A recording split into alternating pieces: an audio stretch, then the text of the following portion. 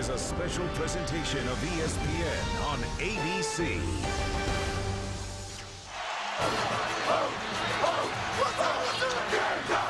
The #1 team in the nation, the Ohio State Buckeyes, are set to show you why they deserve that ranking. Jim Tressel, the coach on the left, was born in 1952, 2 years after Joe Paterno became an assistant here at Penn State. Tonight, the young one challenges his 80-year-old elder.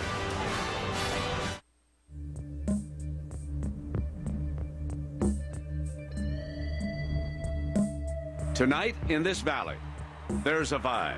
I can feel it coming in the air tonight. A white noise hovering around the Nittany Lions, telling them this game can define their season. I've been waiting for this moment for The Buckeyes are what the buzz is about, unbeaten in what was supposed to be a rebuilding year.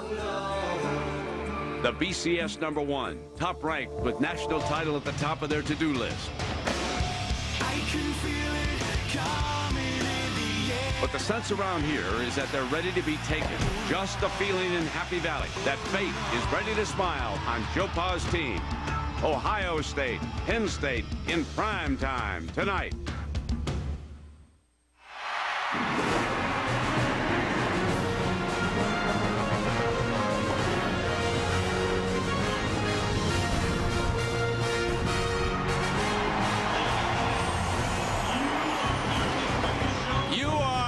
Live at Beaver Stadium, where Ohio State is determined to show you they are a worthy #1, and Penn State is out to prove otherwise. It's Saturday Night Football on ABC, presented by Southwest Airlines. And folks, welcome to the mother of all whiteouts. This worked a couple years ago for Penn State against Ohio State, but tonight, well, we shall see, everybody. I'm Brett Musburger along with Kirk Herbstreit. Mr. Herbstreit, you were on that sideline a couple years ago. You told me the noisiest you've ever heard a student body. How will the Buckeyes handle all this tonight? Well, you're right. 2 years ago, it was one of the greatest scenes I've ever seen. Talking to Jim Tressel this week, he said, we're going to try to turn that adversity into a positive. Use the energy from the crowd, and I'm trying to sell my team on the fact that great teams find ways to win these kind of games, and tonight we'll find out how good Ohio State really is. Listen, you and the gang on game day, you made a big point. Anthony Morelli, the Penn State quarterback, has to play well to give him a chance. Well, Brent, you know, he's a 2-year starter. He's had a bit of a roller coaster ride as a starter at Penn State. He's had a lot of good moments, but he's had some tough moments. He's been booed, in fact, in his own stadium this year against Iowa. He has got to start fast tonight to give Penn State a chance. I'll tell you one thing. Happy Valley is ready to celebrate, and that's what will happen here tonight if they can upset the #1 team, the Ohio State Buckeyes.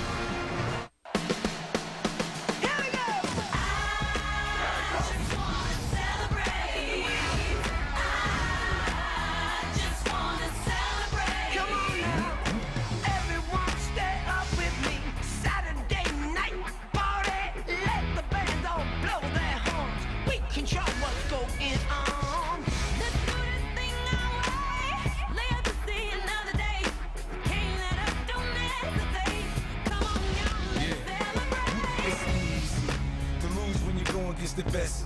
Now you're being put to the test. Welcome to the Terror Dome. Now you're on your own. We will see who regulates and who gets to celebrate. I just wanna celebrate. I wanna celebrate. I just wanna celebrate.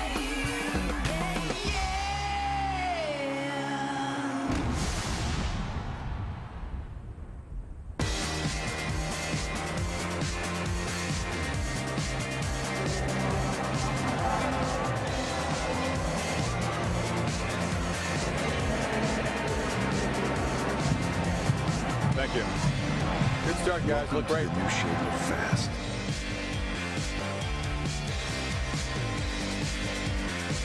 Introducing the new Pontiac G6 GXP Street Edition. Pontiac, designed for action. Wednesday at 8/7 Central, a show unlike any other. The perfect night to wake the dead. Spooky. And solve a murder. The ghost did it. Trick or treat. An all-new Pushing Daisies, Wednesday at 8/7 Central on ABC.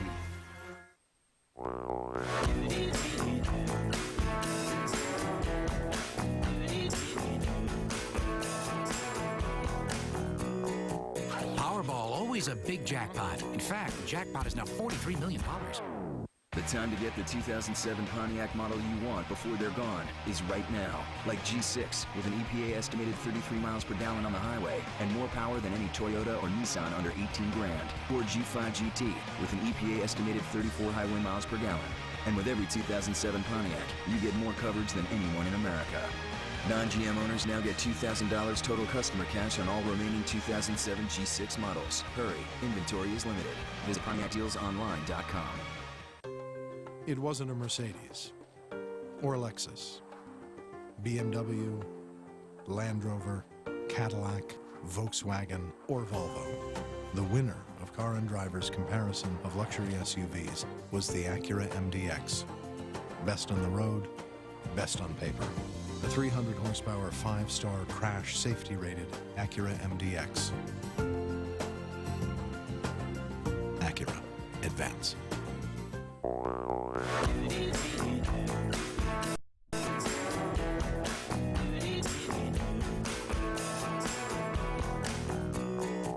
Powerball, always a big jackpot. In fact, the jackpot is now $43 million.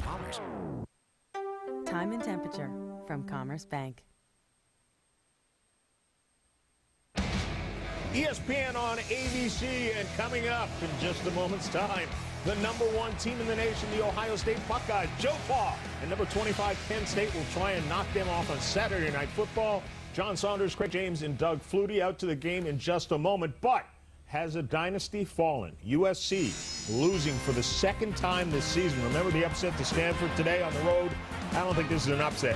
Oregon's Jonathan Stewart, 16-yard run. Yes, the offensive line, though, at Oregon, that really gave the opportunity for the offense to shine. Mark Sanchez at the end trying to bring the ball club back at USC. Oregon's defense steps up, made the play at home. Awesome crowd, big-time plays. Injuries have played a big part in the season thus far for USC, especially missing John David Booty. All right, tonight's game, #1 Ohio State. What do they have to do to stay there? I think offensively, we've talked a lot about Ohio State's defense. We know that they're good, but offensively is where you have balance. And I think the run and the pass of Ohio State's offense is going to allow them to handle the pressure of that crowd, because you know Penn State's going to be jacked up. That crowd's going to be big tonight. Morelli plays at home in front of that crowd, but he's got to be careful against this Ohio State defense.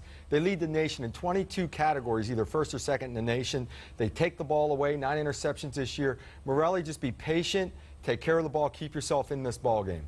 It's a whiteout at the stadium there in Happy Valley. The only two guys not wearing white. Let's join them now, Chris and Lee. All right, John, thank you. Welcome back to an electric scene, a big part of the story tonight. Penn State taking the field behind us here. This is a very emotional team when they play at home. They're emotional coming off the bus. I'm going to be curious, Lee, to see which coach, because they're conservative by nature, is going to be bold enough on offense to make a big play against a tough defense, but not reckless enough to make a crucial mistake. Well, first of all, when you're watching a ball game, there's a tremendous factor of the wind. It's over 20 miles an hour coming up from the north. It will affect the kicking game. I think it will affect the passing game, and it wouldn't surprise me if it makes this a very conservative game, low-scoring game. The team that forces the most turnovers wins this football game. But will conservative calls get it done against tough defense? That wind is swirling, moving from left to right. Should be a factor tonight. 107,000 strong. The #1 Ohio State take on Penn State right after this break.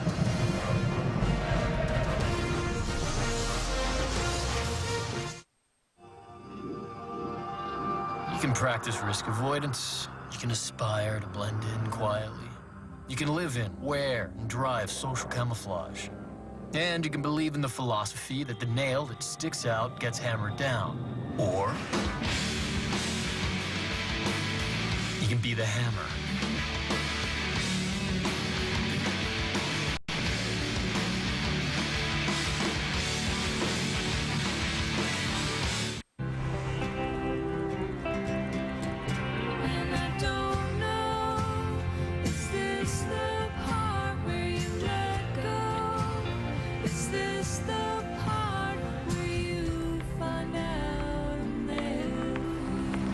When it's people who do the right thing, they call it being responsible.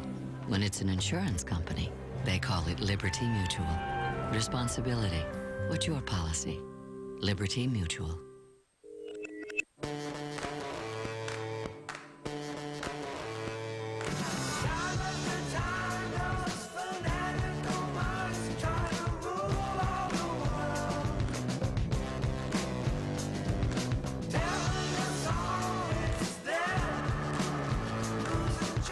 new Dell Inspiron 1520, powered by Intel Centrino Duo processor technology. Dell, yours is here. Hurry up, kids!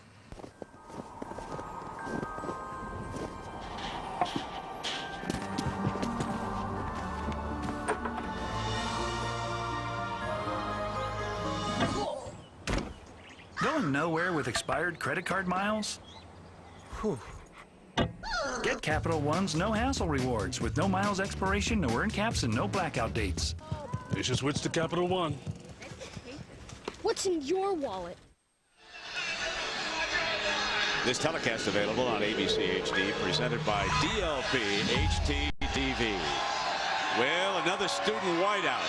And look who's down there right in the middle of things. Lisa Salters. Lisa? Well, Brent, what makes this whiteout so effective is that it is the largest concentrated student section in college football, meaning that while other colleges may allot more seats for students, they're spread out all over the stadium, not here at Penn State, all in one spot. 21,500 in the student section.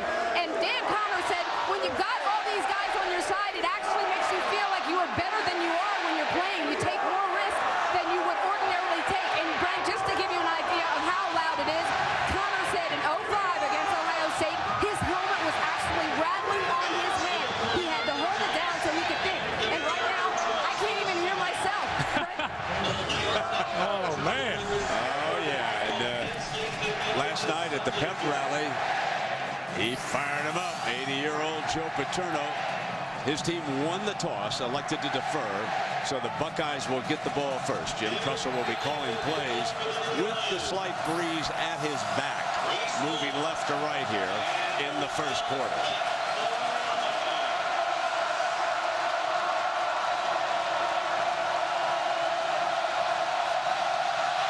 And the left-footed Kelly gets us underway. Here's Maurice Wells back at the goal line, coming out for the Buckeyes. Down at about the 22-yard line, Kirk, and so we will now see Todd Beckman. What do we make of him so far? Todd Beckman in his first year as a starter replacing Troy Smith, 23 years old in his first year as a starter, leads the Big Ten in passing efficiency. He has shown up to this point in 8 games to be very poised and make a lot of good decisions for Jim Tressel and this Ohio State offense. Number 28. A budding star is at tailback. Chris Beanie Wells. Size, speed. Coaches say he blocks well. Gets the first call of the game. And for a couple of yards. And now to introduce us to the Ohio State offense, here's their Heisman Trophy winner from a year ago, now with the Baltimore Ravens, Troy Smith. This year's quarterback is Todd Beckman. He throws the ball to the two Bryants, Hartline and Robisky. The tailback this year is Chris Beanie Wells, who is backed up by 2 Outland Trophy candidates, Alex Boone and team captain Kirk Ball. All right, Troy, here's your offense coming up now. Ravens have an off week. 2nd down and 8 for the Bucs.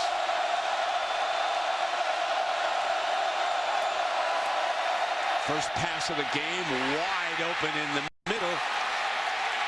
And it's Robisky. Penn State here early with the crowd behind them, going with some pressure. They bring the blitz from the outside. They play zone behind it. And it gives you an idea of the poise from Todd Beckman. Has time to throw, makes a great read, and splits the corner, Justin King, and the safety, Anthony Scarrato. A nice throw to Brian Robisky early in this game. Last week, Indiana attacked Justin King with the 6'6" James Hardy. 14 catches, 142 yards. Here's a 27-yard gain to start the game. They go right out after that left corner.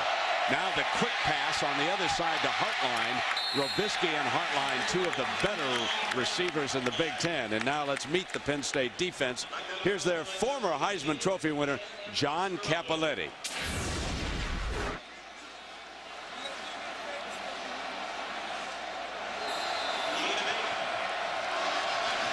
I'm sorry, we got a little problem. We'll get back to that piece of tape shortly. Right now we have 2nd down. There's Hartline, number 9. He and number 80, Robisky. Two very talented wide receivers. Beanie Wells gets the 1st and 10 against the middle of that Penn State defense. Sean Lee, number 45, one of their talented linebackers, Kirk, made the stop. Everybody wants to see how Beanie Wells will respond in this football game. Last week, career highs, 31 carries, 221 yards against Michigan State. Had a big run early to help create some momentum. His power tonight, along with the combination of the throwing from Beckman, is central for the Bucs. You would agree with me. Ohio State would dearly love to get on the board first and deflate this crowd. Absolutely. This drive is important. Beckman's in the gun. Gets a great block by the left side of the line, then throws it away. So it will be 2nd down and 10. Ohio State has had a history this year of scoring early and often. In fact, they've had 6 straight games where their opening drive, they've taken it down and scored points. The last 5 games, they've scored touchdowns. One thing they've done a good job of is winning the first quarter. 80-2 advantage. If that trend continues tonight, it gives the Buckeyes a huge lift with this crowd. Kirk Barton, the right tackle. Alex Boone's over on the left. 2nd down and 10. Play signal in from Jim Tressel's sideline. He's on the near side with the Buckeyes. From under center, pocket holds up beautifully, but well short to Robisky, his 2nd reception of the game. And there is Justin King, and now we know that Justin King is going to track Robisky. Just as he did against Hardy, they're going to move number 1 around and tail number 80. Justin King welcomes the opportunity. He took a lot of heat this week after James Hardy had 14 catches and 142 yards. He seemed to take all of the blame. They were in zone coverage most of the time, but he took a lot of heat. He's ready for tonight's game. Here's the 3rd down. That base 4-3 look from the Nittany Lions. Incomplete and batted away. And Sean Lee, the junior from Pittsburgh, who some say, yes, Dan Connor is deserving of the credit he receives, but Lee is in the same league as Dan Connor. What an intense competitor, number 45 in blue. You'll see him all night tonight. He's known as a tackler because he leads the team in tackles, but this gives you an idea of what a great athlete he is, coming around Hartline and knocking the ball away. So here comes the long field goal. A 50-yard attempt for Pretorius with the wind at his back. Buckeyes trying to get on the board. Looks long enough. 3-0 on a 50-yarder. Ryan Pretorius lifts the Buckeyes to a 3-point lead.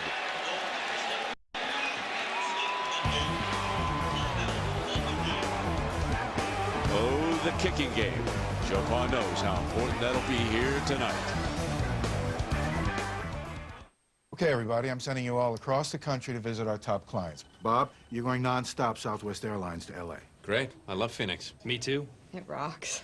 No, this particular flight doesn't stop in Phoenix. It goes straight through to L.A. No stops. No, it's nonstop, meaning it doesn't stop. In fact, each of the flights you're taking is nonstop. Philadelphia, Houston, Chicago. How many stops? Southwest offers more nonstop flights than ever to the places you want to go. I'm sorry. I thought I heard you say no stops. I did. I know. You are now free to move about the country.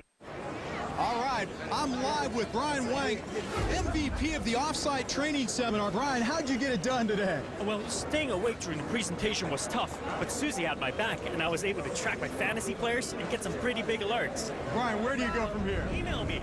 Oh, room 408. Accounts receivable is having after hours. All right, back to the studio. Be an ESPN MVP with Verizon Wireless. Get fantasy tools, instant team and player access, personalized alerts, and more with ESPN MVP, only from Verizon Wireless.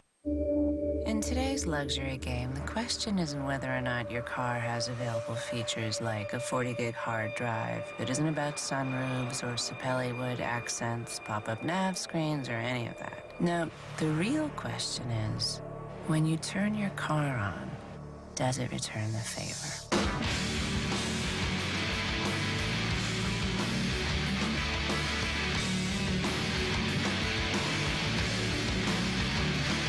Sunday, for the first time ever, Extreme Goes Green. A groundbreaking episode, so big, so cutting edge, it could change the way we live. All new Green Extreme Makeover Home Edition, Sunday, 8/7 Central on ABC.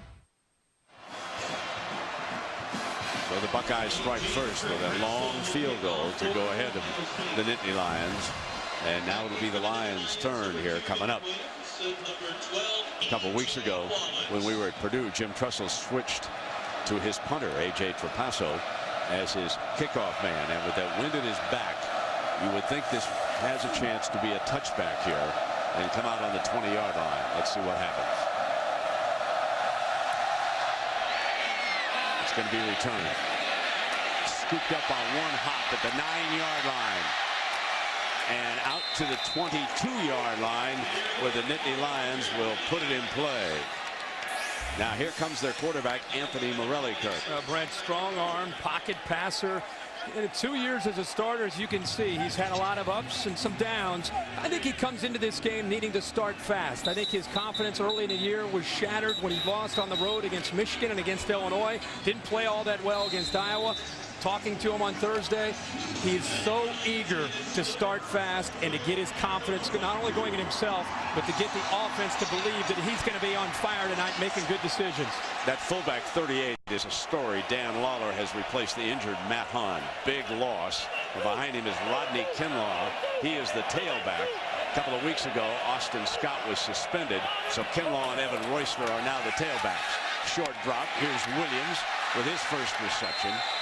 And it'll be marked a couple of yards. And now let's go to the former Heisman Trophy winner to introduce the Penn State offense. And here is John Cappelletti. On offense, it all starts with senior quarterback Anthony, the Don of distribution, Morelli. He'll be getting the ball to a very talented wide receiver group, including Derek Williams. At running back, look for a young but exciting Rodney Kinlaw. And anchoring the offensive line, veteran center A.Q. Shipley. As Keith Jackson would say, he's a good one.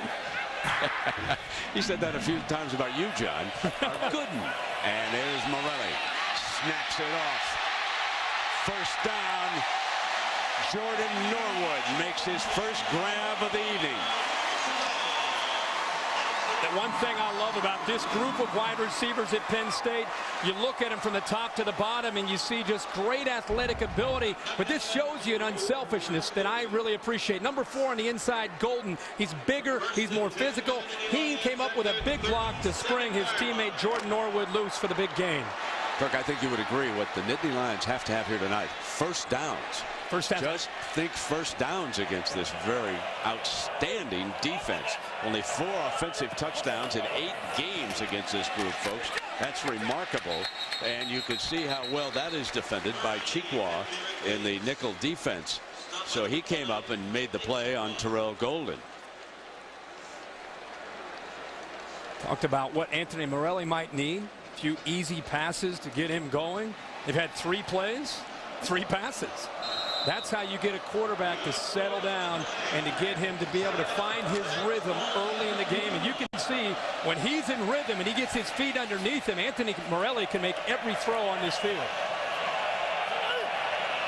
Let me correct myself. That was Williams on that far side. He's made 2 catches here tonight. Here's Kinlaw for the first time. Short of the 1st and 10. And our lineups presented by Dell. And let's have Troy Smith introduce the Buckeye D. On the D-line this year, junior Vernon Golston leads the Buckeyes front 4. For the linebackers, all 3 are great, especially 2007 Buckus and Lombardi Award semifinalist James Laurinaitis. To lead the Buckeye secondary is another great Ohio State cornerback in Malcolm Jenkins. All right, Troy, and that defense now trying to dig in here against a 3rd and 2. Kinlaw, first down, breaks past midfield into the secondary to the 34-yard line. Rodney Kinlaw behind the right side. Kirk, he got a huge hole. Ohio State on 3rd and short, Brent, elected to go with nickel. 5 defensive back, 3 down linemen. They bring the blitz from the outside in the corner. Chekwa, he's late, but what a great hole by the offensive line. A double team there on Golston. They got up to Laurinaitis, opening up a nice seam, and gives you an idea of what Rodney Kinlaw can do when he has a seam. Kirk, that's a 21-yard gain. I've got to tell you something. Andrew Corliss, number 10, remember his number.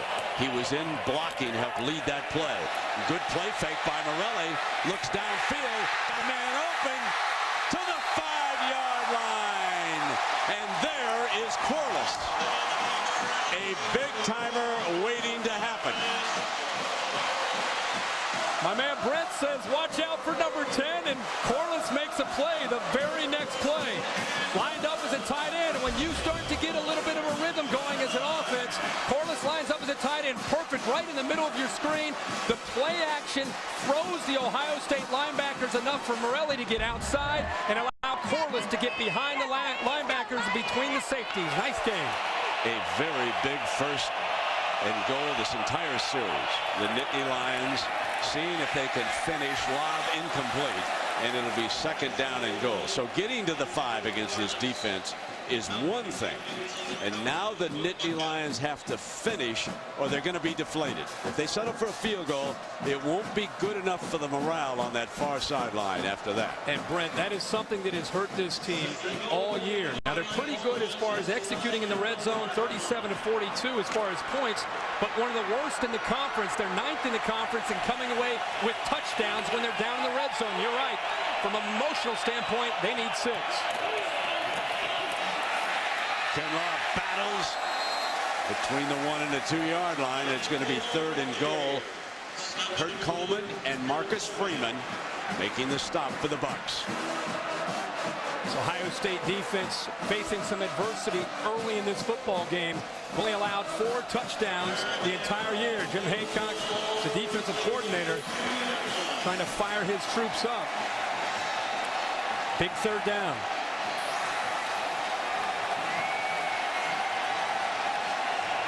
Remember, it's Dan Lawler as the new fullback instead of Matt Hahn.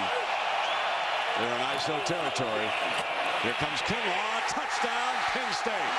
Behind the left side, Ornberger and Kudogan.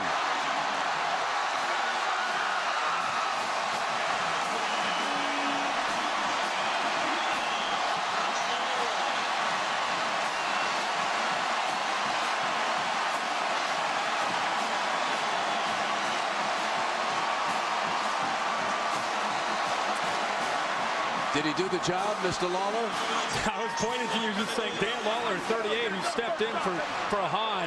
We wondered how he'd hold up. He just put Marcus Freeman on his back to open up that hole for a touchdown.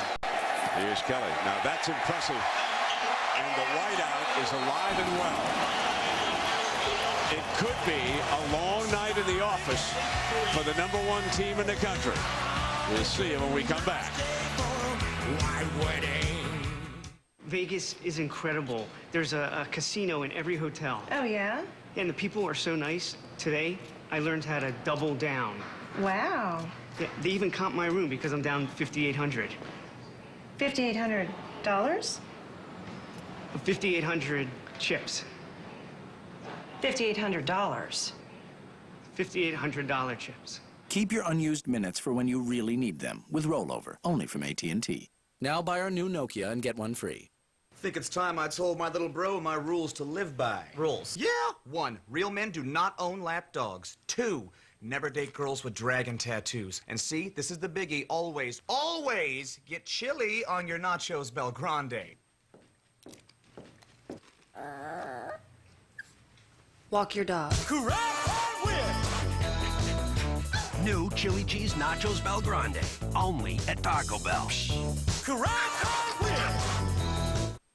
In today's luxury game, the real question isn't whether or not your car has available features like a 304 horsepower engine. It's not a question of track-tuned suspensions, pop-up navs, 40-gig hard drives, or any of that. No. In today's luxury game, the real question is, when you turn your car on, does it return the favor?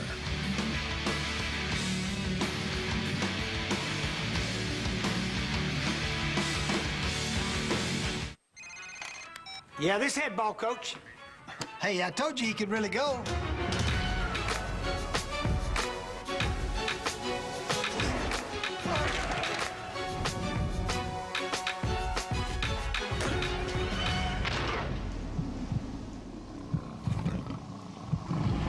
Two smacks and a liftoff.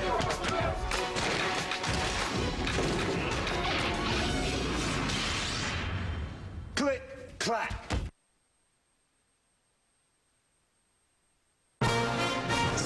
Live football on ABC, presented by Southwest Airlines. With Southwest Airlines' convenient nonstop flights, it's like having your own company plane. Visit southwest.com. Cadillac, introducing the all-new 2008 Cadillac CTS. Verizon Wireless. And Taco Bell. Think outside the bun.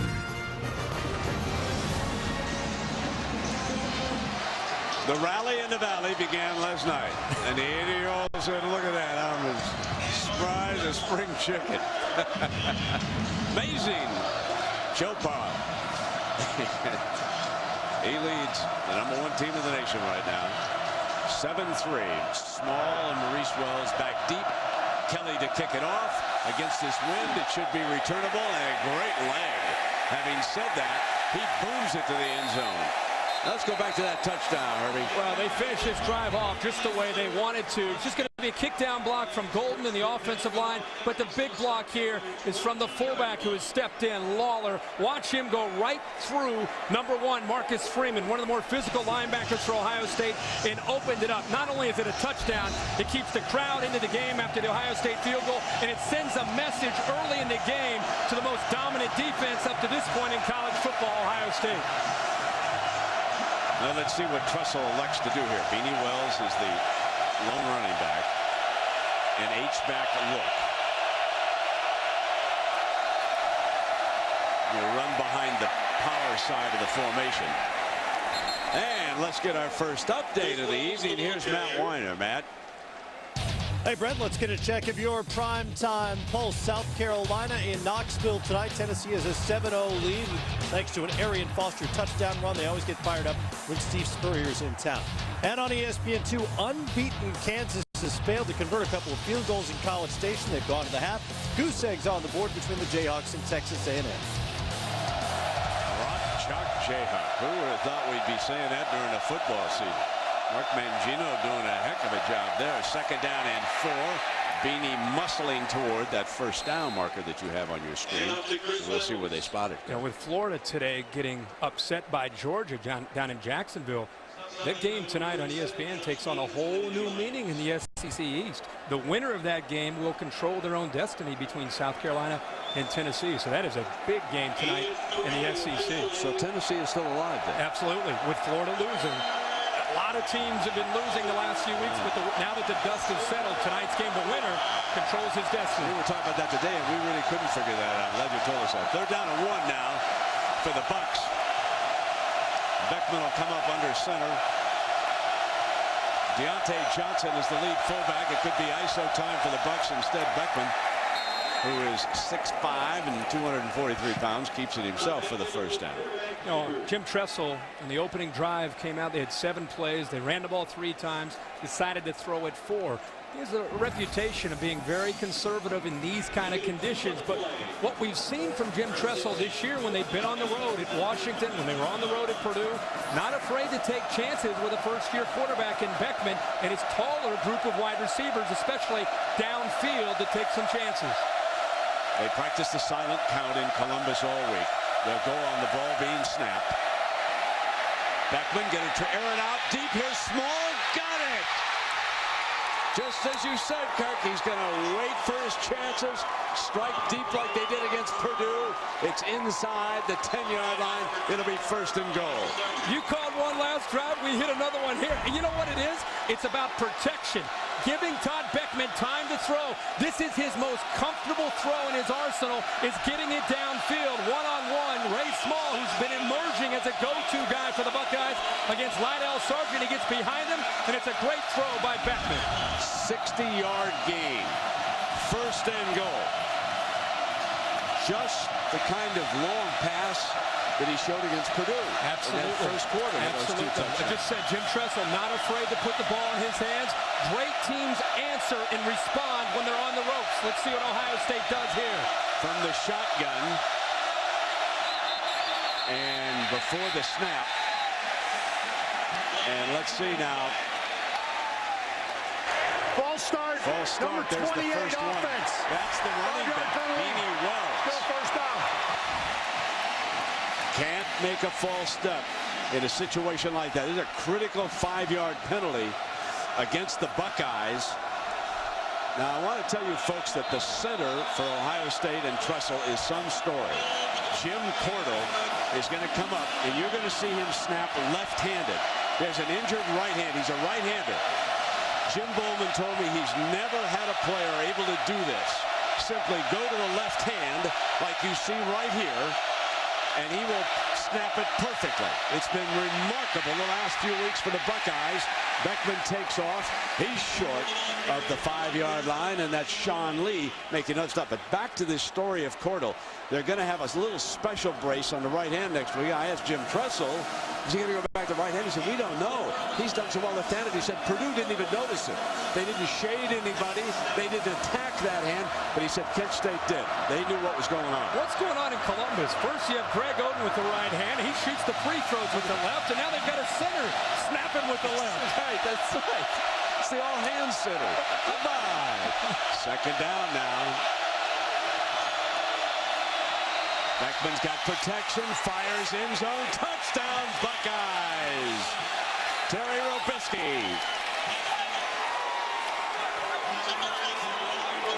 And King says, wait a minute, what's happening here again? Well, last week, James Hardy went over top of Justin King. This time, it's a fade stop, a design play to throw back to the backside shoulder of Brian Robisky. The amazing thing there is the ball is thrown before Robisky starts to come back. That is a perfect throw by Beckman. The amazing thing to me is he listened to Daddy. When you're going to push off, this son of a where did he go for it, huh? Oh, yeah. Learn from the best, right? His daddy, who still coaches in the NFL, talks to Terry every week, and what a receiver he's become. You're watching ESPN on ABC.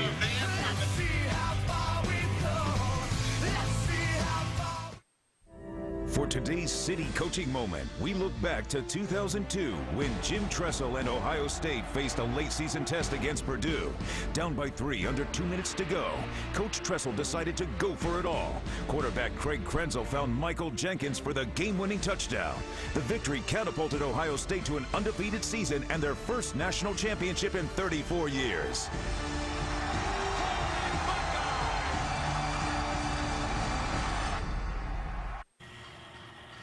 Are these numbers right? Yes. Do you know what this means?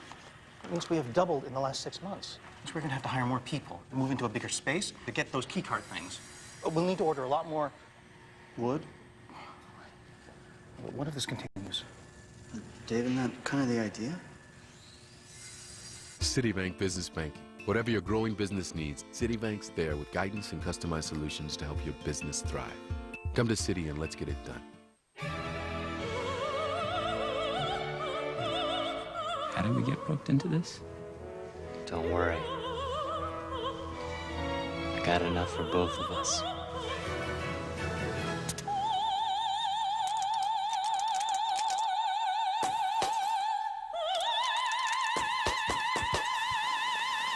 Refreshingly smooth Bud Light. Always worth it. First time at the Opera, boys? It's Endless Shrimp. The only time of year to enjoy all the irresistible shrimp you can eat. All of your favorites are back, plus new buffalo shrimp. It's Endless Shrimp for a short time at Red Lobster. Come see what's fresh today. What are you doing? Making a call. To who? Allstate. You want to think about that? Oh, yeah. Oh. Yeah. Idiot. The CMA Award. Wednesday, November 7th. On ABC, start here. Well, Kirk Herbstreit, Lisa Salters, and Brent Musburger went to a defensive battle in the Big Ten, and an offensive shootout broke out. It's 10-7. First quarter, Ohio State leading as they regain the lead on the touchdown pass to Robisky. We keep talking about the emotion of this stadium and the student section and how tough it is for a visiting team. Ohio State takes the ball twice, comes away with 10 points. It was very, very important on that drive after Penn State went the length of the field and got a touchdown for Ohio State. The answer, and they did a good job. Trapasso. And Williams deep in the end zone, coming out of the 20. That's what he wanted the first time. Let's go back to that touchdown. Well, this is great timing and a lot of practice between a wide receiver and a quarterback. Watch right, here. The ball is thrown, and look at Rubisky before the push and before he gets open. The ball is thrown to a spot, and he breaks away, perfectly thrown away from the defender. And there's nothing that Justin King can do there, or any other defensive back for that matter. That was so well done by Rubisky. The separation. And King is probably still muttering to himself over there. Yeah. He pushed me. He pushed me. Well, he's had a tough week. Oh, man. He's heard a lot about Not going to get any easier tonight. It's Mr. Rubisky, I might add. First down and 10 now. Let's see if Morelli and the offense can answer again. Here comes Kinlaw finding gaps. You know, the coaches here said, you know, you guys are all talking that, yeah, we've lost Austin, but don't look past Kinlaw and Evan Royster. These guys are good runners. Well, I think they've become a better running team from the Michigan game and the Illinois game to where they are now. I think Kinlaw comes in. He's quick. He's shifty. Royster, as a redshirt freshman, gives him a north and south runner, more powerful. But the continuity up front, I think, has put this offense in a different position later in the year.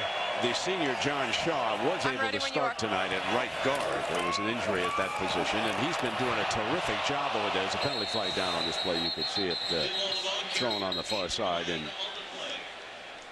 Lamagnier and the Big Ten crew here is a good officiating crew here tonight, and this game deserves it. There's going to be some heavy action down in that pit area between these two. So that'll bring him back, and the Nittany Lions will come back around the 20-yard line here. Illegal formation, offense, only 6 men on the line, 5-yard penalty, repeat second down. One of those mental blunders, huh? You got to avoid mental mistakes, both teams. This is one of those games where the margin of error is so slight for Penn State, playing the number one ranked team in the country. Yeah. They've got to do the little things to give themselves a chance to stay on schedule. You don't want 2nd and 11 and 3rd and long against this Buckeye defense. By the way, I got to give you a lot of credit. You were the first person in the country, this side of Mike Bellotti, to really rate Oregon that high. And today they pick off USC up in Eugene. They're a factor the rest of the way. BCS championship, Pac-10 championship, Rose Bowl. The Ducks are in the thick of it. They are. I've had them up at in the top 5 really for the last 4 or 5 weeks. I thought they'd struggle against USC, but give them all the credit. Dennis Dixon needs to be a top front runner for the Heisman Trophy. He's in there now. 2nd down and 11 now. And here's Morelli handing off again. Kinlaw, huge hole in the middle. 1st and 10, and you're left wondering where is number 33, James Laurinaitis. Well, Laurinaitis and Freeman right now are getting caught up in a lot of traffic by the Penn State offensive line. Great blocking up front. Ornberger, the left guard. Cadogan, 76, comes through and picks up Freeman.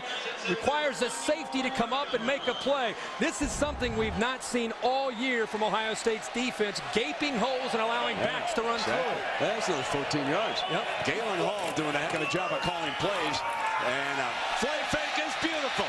But Morelli couldn't find anybody wide open. But what a play fake. He hooks it for the first down. Fumble at the end of it. Loose ball. And the Nittany Lions recover it. Oh, a great save on the far side. Marcus Freeman jarred that ball loose from the quarterback, and looks like Andrew Corliss saved the day. When you take a chance like this and you sell a fake this hard to the wide receiver coming around, you're hoping to get Anderson Russell in the safety to bite up. It's a do-or-die play. Typically, you're not going to be able to take off and scramble. The Buckeyes covered it downfield and left him with room to run. Morelli gets hit, but Penn State right there that time with Corliss to recover it. That was amazing that no one was open. That was just tremendous ball fake. And how about the like you said, Morelli there? And then the Bucks didn't close down on that side of the defense. Morelli comes back, fires incomplete. Pass is dropped by Corliss. He's probably exhausted. You talked about Corliss being a factor. He's a young sophomore, still learning about his potential. 6'5", 250 pounds. Came into the game with 9 receptions. When we talk to the coaches, they tell us that not only is he very gifted as a receiver, he's physical as a blocker. It's just a matter of him continuing to be committed and understand what he is capable of doing. He's off to a good start tonight. You bet. 2nd down. Here's Morelli, and Kinlaw not going any place this time. Marcus Freeman read that perfectly and made the stop. You know, Anthony Morelli, we've talked so much earlier this morning about how is he going to respond today. This is him coming into the stadium. Let's go! Morelli, before Joe Paterno gets off the bus, and he can't wait. Usually you're going to let the 80-year-old head coach walk off the bus first, but 14's like, Coach, I love you, but I'm ready to play this football game, and he's showing some emotion tonight with the way he's played. Joe doesn't mind getting off second. Complete few passes. Oh, yeah, absolutely. They're down in 12. From the gun, Morelli in a foot race. Golston coming from behind. There is Vernon Golston, the junior from Detroit, having an all Big Ten kind of season. Well, that time, Vern Golston moving around, trying to confuse the Penn State defensive line. He was lined up here, he ends up here, and then he comes around to chase down Anthony Morelli. Look at the confusion. Penn State didn't even see him. He's the best pass rusher that Ohio State has, but by confusing the offensive line, they weren't even aware of him moving around to the left. Nice stunt that time. So Jeremy Boone punting for the first time for the Nittany Lions. Drops it inside the 5. It'll be down at the 7-yard line. Jeremy Boone buries the Buckeyes.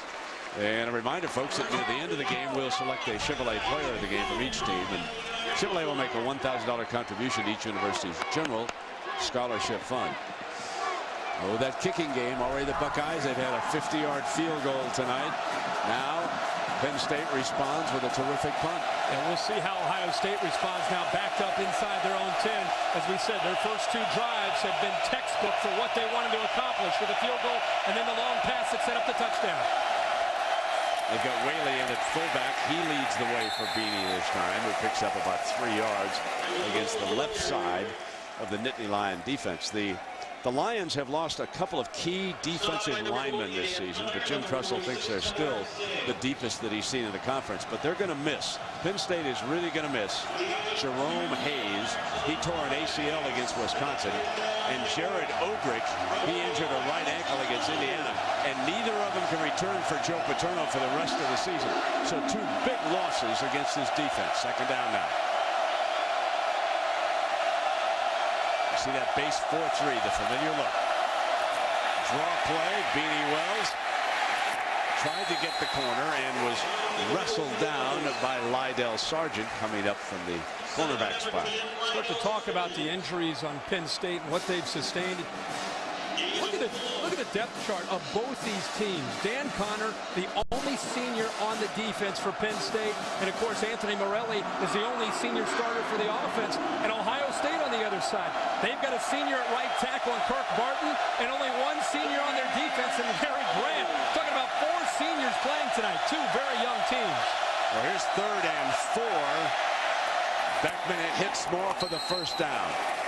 Ball will be marked just outside the 20-yard line as the first quarter comes to an end. And there it is. The Buckeyes lead at 10-7. Saturday Night Football presented by Southwest Airlines will return after this message and a word from our ABC station.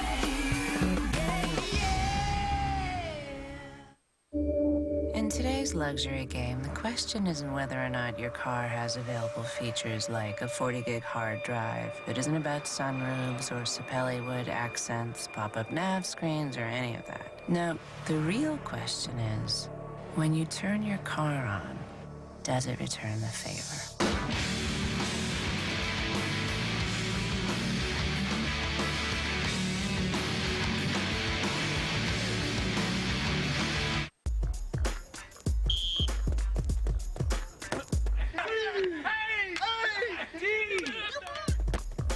Did you know 1 in 4 men worry about excessive sweating? That's why there's Degree Men Clinical Protection. It's prescription strength protection, making it 3 times more effective than what's required. Its tri-solid technology fights excess perspiration. Degree Men Clinical Protection. It won't let you down. Pushing Daisies, all new, Wednesday 8/7 Central on ABC. Wednesday. On Halloween, this lawyer has deceived the super rich from their devilish deeds. Can you sign these, please? You know, just sort of put your jaw in Hancock. An all-new Dirty Sexy Money, Wednesday at 10/9 Central on ABC. Start here. I'm Rob Jennings. A big victory for a high school coach who's fighting for his life. And vandals cover a local middle school in racist graffiti. Join us after the game on Action News. Just how new is the all-new 2008 Accord? Well, we could tell you about its more powerful, more fuel-efficient engine, or the addition of race-inspired suspension for superior handling. We could also mention that it's been totally redesigned with a larger, more comfortable cabin and all the engineering and safety features you'd expect from Honda. But we think it would be more fun if you discover these things for yourself. The all-new Accord from Honda. The time to get the 2007 Pontiac model you want before they're gone is right now. Like G6 with an EPA estimated 33 miles per gallon on the highway and more power than any Toyota or Nissan under 18 grand. Or G5 GT with an EPA estimated 34 highway miles per gallon. And with every 2007 Pontiac, you get more coverage than anyone in America. Non-GM owners now get $2,000 total customer cash on all remaining 2007 G6 models. Hurry, inventory is limited. Visit PontiacDealsOnline.com. Penn State football is brought to you by Pontiac. Whiteout continues, but the #1 team in the nation, the Ohio State Buckeyes, lead it after one quarter, 10-7 over Penn State. Buckeye ball, 1st and 10 at the 21-yard line. And Beckman now with the other Wells, Mo Wells, the junior from Jacksonville. You can recognize him with that hairdo of his as he picks up the rush man, and Beckman picked up a couple 3 yards. And our Pacific Life game summary, and Kirk, you think it's run one side, but big pass for Ohio State. Yeah, I think the play calling by Jim Tressel has been very aggressive and very balanced. It doesn't show necessarily in the numbers when they only have 36 yards rushing. Todd Beckman could not have started any better than the way he started in the first quarter with 106 yards passing. He's in rhythm. He's feeling very confident. That time he was flushed from the pocket. That's Kinlaw, who's doing a good job offensively. He has 45 of their 60 rush yards. On the other side, there was movement down in the trench, and Maurice is short of the first down, but apparently there was not enough movement to bring a flag. At least I don't see it. You know what's crazy there is the center snapped the ball, and the left tackle, Alex Boone, couldn't hear the snap count, so he just stayed there. They're right in front of the student section right now. You got to look at the ball, and the defensive ends in Penn State, they want the tackles to look at them. They're trying to distract them. That time they looked at him because Alex Boone was a statue. It's tough and noise now for the offense. They don't move on a count, man. They watch that ball. Right in front of the student lineman looking down a little bit now. Beckman steps up. 1st and 10, Rory Nickel.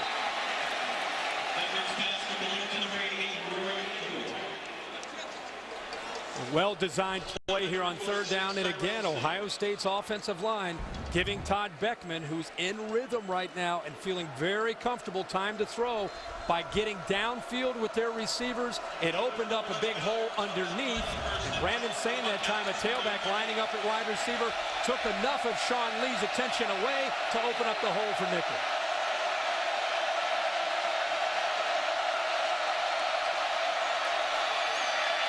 Deep drop. Beckman going to air it out small again. Incomplete. Scarrato was back deep, and then he appeared to slip, Kirk. Number 7 went down on the ball. And Scarrato is one of the better center field free safeties in the Big Ten. This time Penn State bringing more pressure than they have the previous 4 or 5 plays. Scarrato right there, Brent, as you said, it comes right into your picture, but he goes down. Penn State fortunate that Small did not come away with a big catch. But Ohio State again testing Penn State vertically with their speed at receiver. And Tom Bradley, the defensive coordinator, said that Beckman throws the best deep ball that they've looked at. They come back with a draw play, and Mo Wells close to the 1st down. Sean Lee, number 45, he is really active. And there is Tom Bradley, the fine defensive coordinator here. He is doing a great job this year with this young defense, and this gives you an idea of why this is so important when you mix up play calling. You get the linebackers back. The line does a good job in the D-line. And there's two very talented linebackers who drop back into pass coverage and then have to start to go into chase mode to chase down Maurice Wells. And Kirk Licker's back at tailback. Beanie Wells. 3rd and 1. They show ISO. And here it comes. 1st and 10 for the Buckeyes. And in a game like this, you can't emphasize enough how important first downs are. You know, I think that's one of the most underrated statistics in all of football. When you look at final scores and, you know, the line score, very seldom do you see a team that doesn't lead in first downs win a game. Now it happens, I know. But well, turnovers sometimes come into play. Turnovers would be the other one. But in college football, Brent, where emotion plays such a big part and momentum plays such a big part, first downs really help the confidence of football teams. And now Brandon Sane has also checked in. He's a fine receiver. Beanie breaks for 9 yards on 1st and 10. Let's see what's going on around the country. Let's check in with Matt Weiner.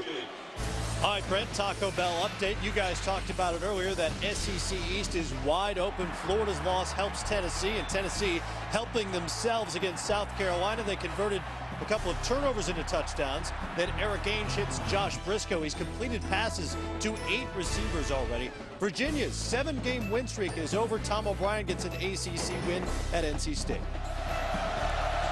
Back here, Matt, 2nd down and short. Beanie picks up another 1st and 10 for Ohio State. Go back to the previous play. You touched on Brandon Sane, who's one of the fastest tailbacks that Ohio State has right here. And here's the fullback, Beanie Wells. He's going to lead block. You know what that tells me? That Jim Tressel right now has his offensive staff looking to see how they're responding to Brandon Sane, and eventually they're going to go to a wheel route and throw the ball to him out of the backfield. Here's a memo. Penn State's ready for that. Yeah, I'm sure they are. They said that Sane runs move him around very well as a receiver. You see, he is over there to the right. He danced through the formation. He actually was a lead blocker for Beanie on that play. And there's Robisky again, just shy of the 10-yard line. This is a very good-looking drive. Absolutely. Again, mixing up the play calling. This time you're going to see great patience from the quarterback. Look at Robisky and how polished he is as a route runner. Justin King, one of the top corners, respecting Robisky's ability to get vertical, has to give him enough of a cushion. And right now, Ohio State on this drive trying to go underneath the cushion. Good route and a great throw that time by Todd Beckman. So 20 yards more for number 80. Buckeyes threatening to put another one on the board. Incomplete. In the 2nd down and 10, Hartline, who has not caught a ball tonight, was the intended target that time. I don't know if Jim Tressel got the memo that he's supposed to be a conservative play caller. My gosh, I think he's more aggressive this year with a first-year starter in Todd Beckman than he was last year with Troy Smith as a Heisman Trophy winner. He really is aggressive. It is possible that this offense is going to be better than last year's by the end of the season. Now remember, now I said possible, but I am very impressed with what I see with this team. This could be a great running back, Beanie Wells. Beanie Wells has told the staff, the SID staff at Ohio State, that he wants to win the Heisman Trophy. He's come to the right place, and in a couple years, if he keeps it up, like Eddie George, he's going to get his shot. Well, in the last few weeks, and really in the entire year, his ankle and the health of his ankle has been an issue. He told the trainers on Sunday after the Michigan State game, where he had a career-high 31 carries, it's the best his ankle has felt all year after a football game, and so far, he has not limped off with the ankle bothering him. Toss play. Beanie picks his daylight. Touchdown, but a penalty flag. You see if holding brings this back. Kirk, is that what you think it was down there? Looked like Kirk Barton, the right tackle, locked up on Chris Baker, number 93. Tried to get away with one. He was right in the middle of the play, and a great call by the umpire. Be no hand signal this time. Holding. Beckman was over with Tressel. 74, offense. 10 yards, previous spot, 3rd down. And Kirk Barton, the coaches for Penn State, they were looking at the thing, and they said, Barton, he's been at Columbus 10 years. the only senior on the offense. He was in here 2 years ago in 2005, and he knows all about this crowd and what this student section is like. So the penalty brings it back, makes it 3rd down and 14. Maurice Wells is the tailback. Beckman play action, throws Hartline. Hartline's got field ahead of him. Touchdown, Ohio State. He got in behind big Alex Boone. And Alex, the junior from Lakewood, Ohio, leads him into the end zone. His first catch of the night is a 6-pointer. With a left guard raring and the left tackle, Alex Boone get out and come up with a couple of blocks. Well-designed play. Ohio State set that up perfectly. All the action looked like it was going to the right towards the field off of the play action. And they throw it back to another wide receiver in Hartline, who's got tremendous speed, and he finds his way into the end zone. Seen all 3 of the receivers tonight make plays. They tack on the extra point. So Pretorius makes it 17-7. And folks, it's a real quiet whiteout. You're watching ESPN on ABC. Time for the coin toss. Visiting team, call it in the air. Want a good, clean game. We're all professionals here. We got change for $1. Want to get away? Now you can. With Southwest Airlines Internet specials, you can fly to 64 destinations nationwide for just $49 to $109. Purchased by October 29th. You are now free to move about the country. So, what kind of financial help are you looking for? Maybe you need insurance to help protect you. Benefits to help your business reach new heights. Or a retirement plan to invest for the future. Then again, maybe there's someone who can help with all of those things. The Principal Financial Group will give you an edge.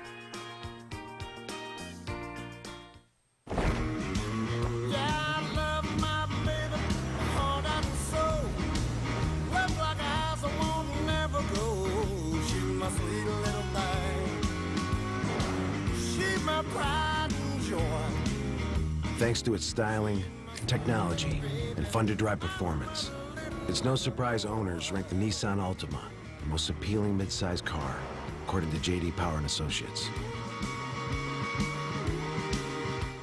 Wednesday at 8/7 Central, a show unlike any other. The perfect night to wake the dead. Spooky. And solve a murder. The ghost did it. Trick or treat. An all-new Pushing Daisies, Wednesday at 8/7 Central on ABC. Well, the Buckeyes, after falling behind 7-3, have put 2 unanswered touchdowns up on the board. We've got 9:53 remaining here in the first half, and they have scored on a 16-yarder on 3rd and 14. And Jim Tressel tonight making it very clear that he wants to come out and assert his offense. What a balanced attack, mixing up the play calling to perfection in those first 3 drives. Williams and Wallace are back deep. Pesso. Here comes Williams. And he is down at the 22-yard line. And let us go quickly to New York and Matt Weiner. Matt. All right, Brett, let's get you caught up with this Sports Center Minute powered by Vizio. Preakness winner Curlin cruised to a 4.5-length win into the winner's circle at the Breeders' Cup Classic. Robbie Alvarado was aboard. The winning ticket paid $10.80. And USC is, for all intents and purposes, out of national title contention. Matthew Harper sealed it with his second pick of Matt Sanchez late in Eugene. Ducks win scoreless Game 3 in Denver of the World Series. All right, Matt, thank you. And here the Nittany Lions. Anthony Morelli under center has Evan Royster on the field for the first time tonight. Fake. Morelli got to see if he can answer. Throws short and underneath to Norwood, and Norwood dives for the first down. Nice run by number 24. Well, all their wide receivers bring something a little bit different to the table. This time Norwood shows that he's the shake and bake guy. Nice catch and some nice moves there to pick up some extra yards. Well, the Nittany Lions need to get the ball downfield. I mean, can't always count on Norwood picking up 6, 7 yards. I think they have to maintain their patience. Still 9 minutes to go in the second quarter. They can't get crazy throwing it downfield too much. First down and 10. And they let Royster carry it for the first time tonight. And Laurinaitis in on that tackle. And let's check in down below with Lisa. Well, Brent, as you know, Austin Scott suspended from the team since being charged with rape 2 weeks ago. Joe Paterno has not really wanted to say much about it, but Scott has been talking. He gave an interview to a Philadelphia newspaper and said that he didn't really think he was treated fairly by his coach about being suspended. Scott said, "I was gone that morning. I don't want to say anything that will look bad on Paterno, but he didn't want to hear my side of the story." And Joe Pa does have a history of letting the legal system play out with his players when they get into trouble, even a sexual assault allegation against another player a couple of years ago. But it could be that he just had enough in Scott's case. While Scott hasn't been in any trouble with the law per se, he has been in Joe Pa's doghouse before for missing team meetings and for skipping tutoring sessions. Brent? All right, listen, of course, when we had our conversation with Joe, we asked him about Austin, and he just does not comment about any part of what's happened. And this is one of the fellows who replaced Austin, Evan Royster, who is shaken up, and he'll come to the sideline, so Rodney Kinlaw will probably come back in. Introducing the all-new Nissan Rogue with an intelligent key that never has to leave your pocket.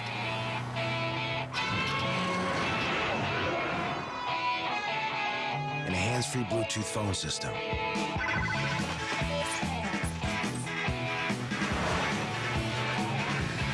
It's a whole new crossover from Nissan. The all-new Nissan Rogue. Game on. Hi, guys. What's going on? Buzzword bingo. Buzzword bingo? These innovation meetings are killing us. The hype, the jargon. The buzzwords. Every time you hear one, you mark your card. In short, we are 100% committed to facilitating a culture of out-of-the-box, goal-oriented, value-added, disruptive Web 3.0. Bingo.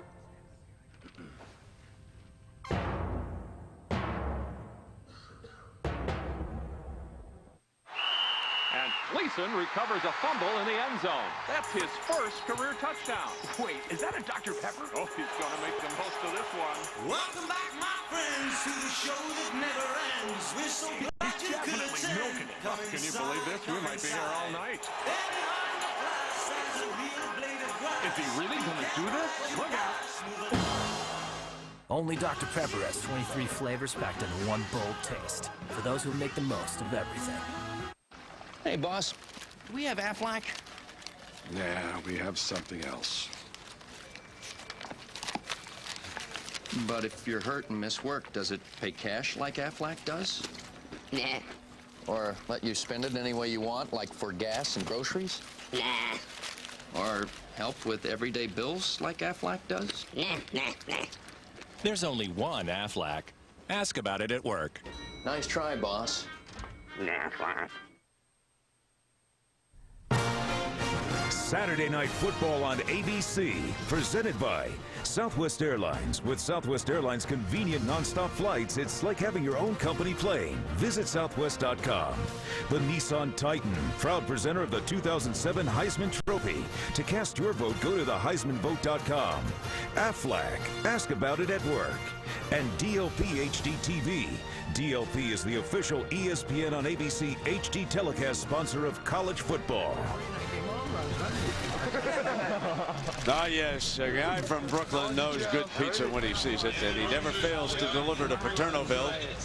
That's Tent City. Of course, it started with Krzyzewskiville down at Duke, and now it has spread up here to Happy Valley, and here's the 2nd and 10 for Paterno's offense. Morelli again with a neat fake. Williams is bumped out, but the ball was probably not catchable on that side, so it'll now bring up a 3rd and 10 for him. And Mr. Herbstreit is still saying be conservative, stick with the plan, and I'm saying get that thing downfield. Yeah, I think it's not time to panic yet for Penn State. It's so early in the game, close to 9 minutes before the half. Down by a couple scores, but I think the balance, running and throwing, that's the key for them at this point. And at this point, that's what we're seeing with Galen Hall. That's what he continues to go with, along with Jay Paterno. Yeah, that's the offensive brain trust calling plays. And here's your 3rd down and 6.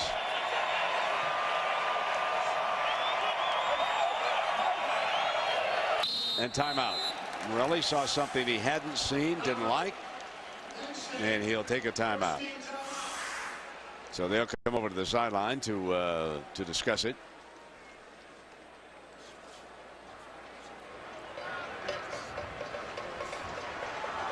Well, it's time for our Aflac trivia question. Aflac! What Brown University football record does Joe Paterno still hold? Class of 1950. I'm going to give you a hint. He was a quarterback at Brown, and of course you played both ways, so he was also a defensive back. So now you think about what football record does Joe Pa still hold?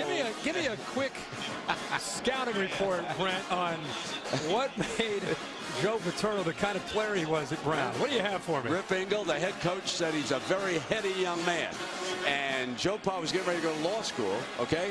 Rip Engel called him. He'd just been hired at Penn State, and he said, Joe, I can hire one assistant coach for $3,600 a year, and I want it to be you. And Joe thought, holy Toledo, my dad wants me to be a lawyer, but I love football. So he went to work for Rip for $3,600 a year, and the rest is history, folks. Incomplete. And when Joe Pa, who was assigned the Pittsburgh area right away to recruit, because that's where all the great players were up in that area, he would hitchhike up to save money. I can't believe that's that. That's how he got up there. That's the truth, man. Boy, recruiting has changed, hasn't it? It's unbelievable. He's got 15 grandchildren. 11 of them live right here. I said to him, I said, Joe, how about giving Jay a recommendation? Get him a head coaching job someplace. He said, no, my wife Sue would be very unhappy if some of the grandchildren left town. Jay has 5. So here's Boone. Now, Jeremy Boone to punt it for Penn State.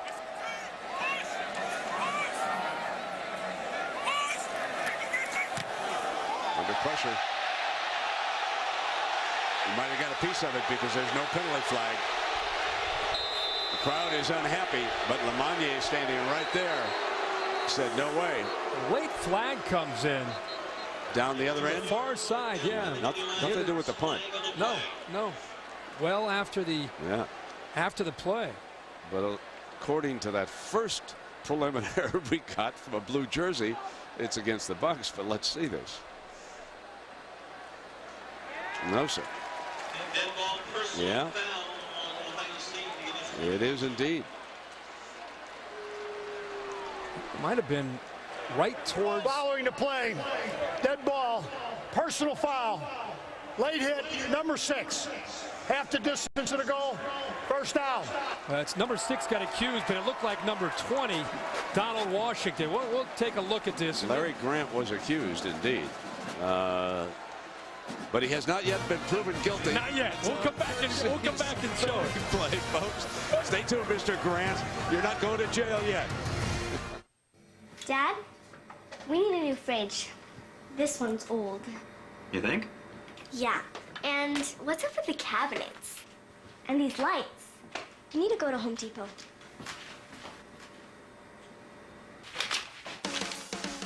Right now, get no payments, no interest for 12 months on purchases store-wide of $2.99 or more through Sunday with your Home Depot consumer credit card. Plus, get 10% off appliances. The Home Depot. You can do it. We can help.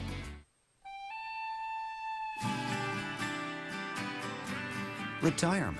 It may be a long way off or another adventure waiting just ahead. Pacific Life can help provide income you can enjoy for the rest of your life. Because retirement could be a very long ride. Ask your financial professional about Pacific Life. Pacific Life, the power to help you succeed. Think it's time I told my little bro my rules to live by. Rules? Chop. Always get chili on your nachos Bel Grande. A Taco Bell classic, now topped with chili. New chili cheese nachos Bel Grande, only at Taco Bell. Comfortable in jeans that are tough. Not comfortable in Wrangler. Wrangler 5-star premium denim jeans. Satisfaction guaranteed. Wrangler. Real, comfortable jeans.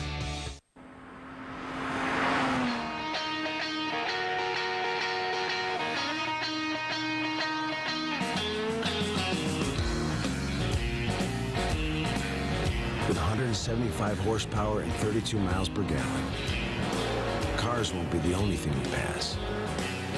The Nissan Altima, Ranked #1 in owner satisfaction for fuel efficiency and performance.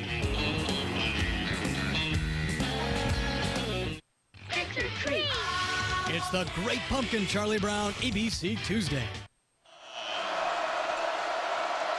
Mr. Herbstreit. Yes, sir. Donald Washington right here. I thought might be guilty, Brent, but in fact, he's clean. Top right there. It was number 6. Larry Grant comes in. I apologize to the officials and to Donald Washington because 6 was guilty as charged. First down and 10. Now Beckman's been very impressive here tonight. Beanie Wells stopped at the line of scrimmage, wrestled down by Ali Agbu. Okay. He's a redshirt freshman from Staten Island. Josh Gaines was there. Ohio State's last 3 drives, they took the opening drive, went 45 yards and had a field goal. They've gone 80 yards tonight and had a touchdown. They've gone 91 yards tonight and come away with a touchdown. Now here they go again. The 4th drive, pinned again deep in their own territory. They've responded well. Let's see what happens here.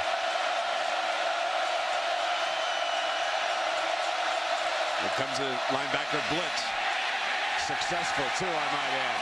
Linebacker stuffed it up on that side. Maurice Evans makes the plays, number 48. He's coming off a monster game. He has 10.5 sacks this year, folks. He's number 2 in the NCAA. Great quickness from Evans, but Brent, you touched on the linebackers. Lee came from the outside. Great penetration that time from Evans. Baigner, they got after that time. Beanie Wells, Ohio State a little bit more conservative in front of the student section. Now 3rd and long. And Sane checks in as the fullback. Let's see if they circle route him out now. He is in front of Wells. Here he comes. Penn State may be ready for it. Beckman's back. Fires middle. Caught. Here is Hartline working across from the other side. He's out at the 36-yard line. 3rd and long. And Beckman strikes again. 28 yards. What an offense. Are you kidding me? This is unbelievable. I mean, 3rd down and long. You're in front of the most hostile student section in college football. The line's going to give you time to throw, and it takes every bit of the amount of time that he had for his receiver that time, Hartline, to get all the way over from the right over to the left part of the field, and the throw split 2 defenders. You know what was really impressive? One of those little things. Tressel said that Beanie Wells will really pass block, and he did that time. Now Beckman's in trouble. Throw back to the screen read well by the Nittany Lions that time, and that was blown up. They had pressure, first of all, by Chris Baker. And then you could see Sargent, number 10, come up to make the play. But there's the young man who blew the play up. Sargent that time read that quickly and responded. Tom Bradley, the defensive coordinator from Penn State, says he is one of the hardest working defensive backs that he's had in years. He studies film, and there's Tom Bradley, totally committed, and that time all that film work paid off. He sniffed that out quickly. Josh Hull is now one of the 3 linebackers. You can see pressure from Lee. Beckman gets it off on the slant. Hartline slipped trying to cut back, so he's just short of the 1st down, but this should be easy. They can make 3rd and long. Now they got 3rd and short. Games change, but for the first half, this is what you call a quarterback being in a zone. Todd Beckman right now is feeling very good, and give Jim Tressel and his offensive staff an assist for mixing up the play calling. 18 runs, 15 passes, mixing it up nicely and making him feel comfortable again in this hostile environment. Kirk, he's 11 of 15, 190 yards here tonight. There is the 1st down. Beanie Wells and Lee wrestles him down, but they're on the move again. I got to tell you, in just a few weeks since we had Beckman against Purdue, you can see his confidence growing as a quarterback, just like what you're talking about. Yeah, remember in that game he started fast. He made some good throws early, threw the interceptions in the second half by putting the ball in the air. But I think when you're a first-year starting quarterback, you get so much attention at a school like Ohio State. He has handled the pressure very well, and I have to go back to the fact that he's one of these guys who gray-shirted. He's 23 years old. He's been in the program since the 03 season. He looks very, very polished right now. He was in a lot more formations tonight than they did that night also. Here is Beckman. And you know, There's a flag and a little holding call indicating, you know, a lot of people have said, well, this is the same kind of Ohio State team as 2002. Not by my reckoning. They were in 6- and 7-point games, and they didn't put many points on the board, and they pulled them out behind Krenzel and the gang late. This team has got some firepower. But holding offense, number 63. 10 yards previous spot. Still first down. Brent, it seemed like you had Ohio State that year every week, and you had a good feel for it, and I agree with you. Teams, a lot of people have tried to compare this team to the 02 team because of the great defense, but this offense right now is on a whole different level than where they were in 02. A lot more versatility with this group. See what they can do with 1st and 20. See if they can get another first down. Intercepted. His first bad throw of the night. Picked off by Dan Connor, one of the semifinalists for the Butkus Award. And Mr. Connor gives the Nittany Lions a life, and that's why he's an All-American candidate right here, folks. Well, Penn State needed a player to make a play to get the crowd back in and to get the emotion back in this stadium. And who else but Dan Connor right in the middle of your screen. All he's going to do is make his drop and read the quarterback's eyes. His head's on a swivel. He's going to try to find the crosser. And this time, the quarterback, Brent, as you touched on, Beckman makes his first mistake as he stares down Hartline coming right across. Made it pretty easy for Dan Connor to get back in coverage. Yeah, it was a good replay you had of Connor with the eyes following. I mean, he was squeezed, pinch, double team, get elsewhere, throw it away, live to fight another day. Royster back in, so it's nice to see that he wasn't seriously injured. And Dan Connor, one of the ringleaders. The coaches here will tell you that as far as Penn State's defense is concerned, they're carried by number 40 and number 45, Connor and Lee.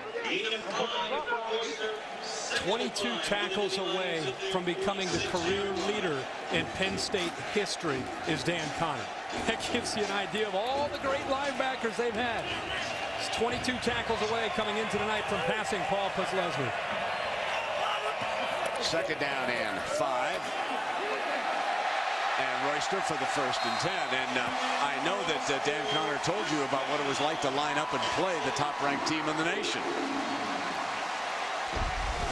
It's my senior year. I mean, that's what we were shooting for all summer. I mean, we work hard in the offseason, getting up at 6 a.m. and it's all for that, to get a shot at number 1. You know, whether we're playing or whether we are number 1. So, this is something we've been working for a long time now, and to have this, you know, my senior year, to get a chance at a game like this, I mean, it's a huge thing for me.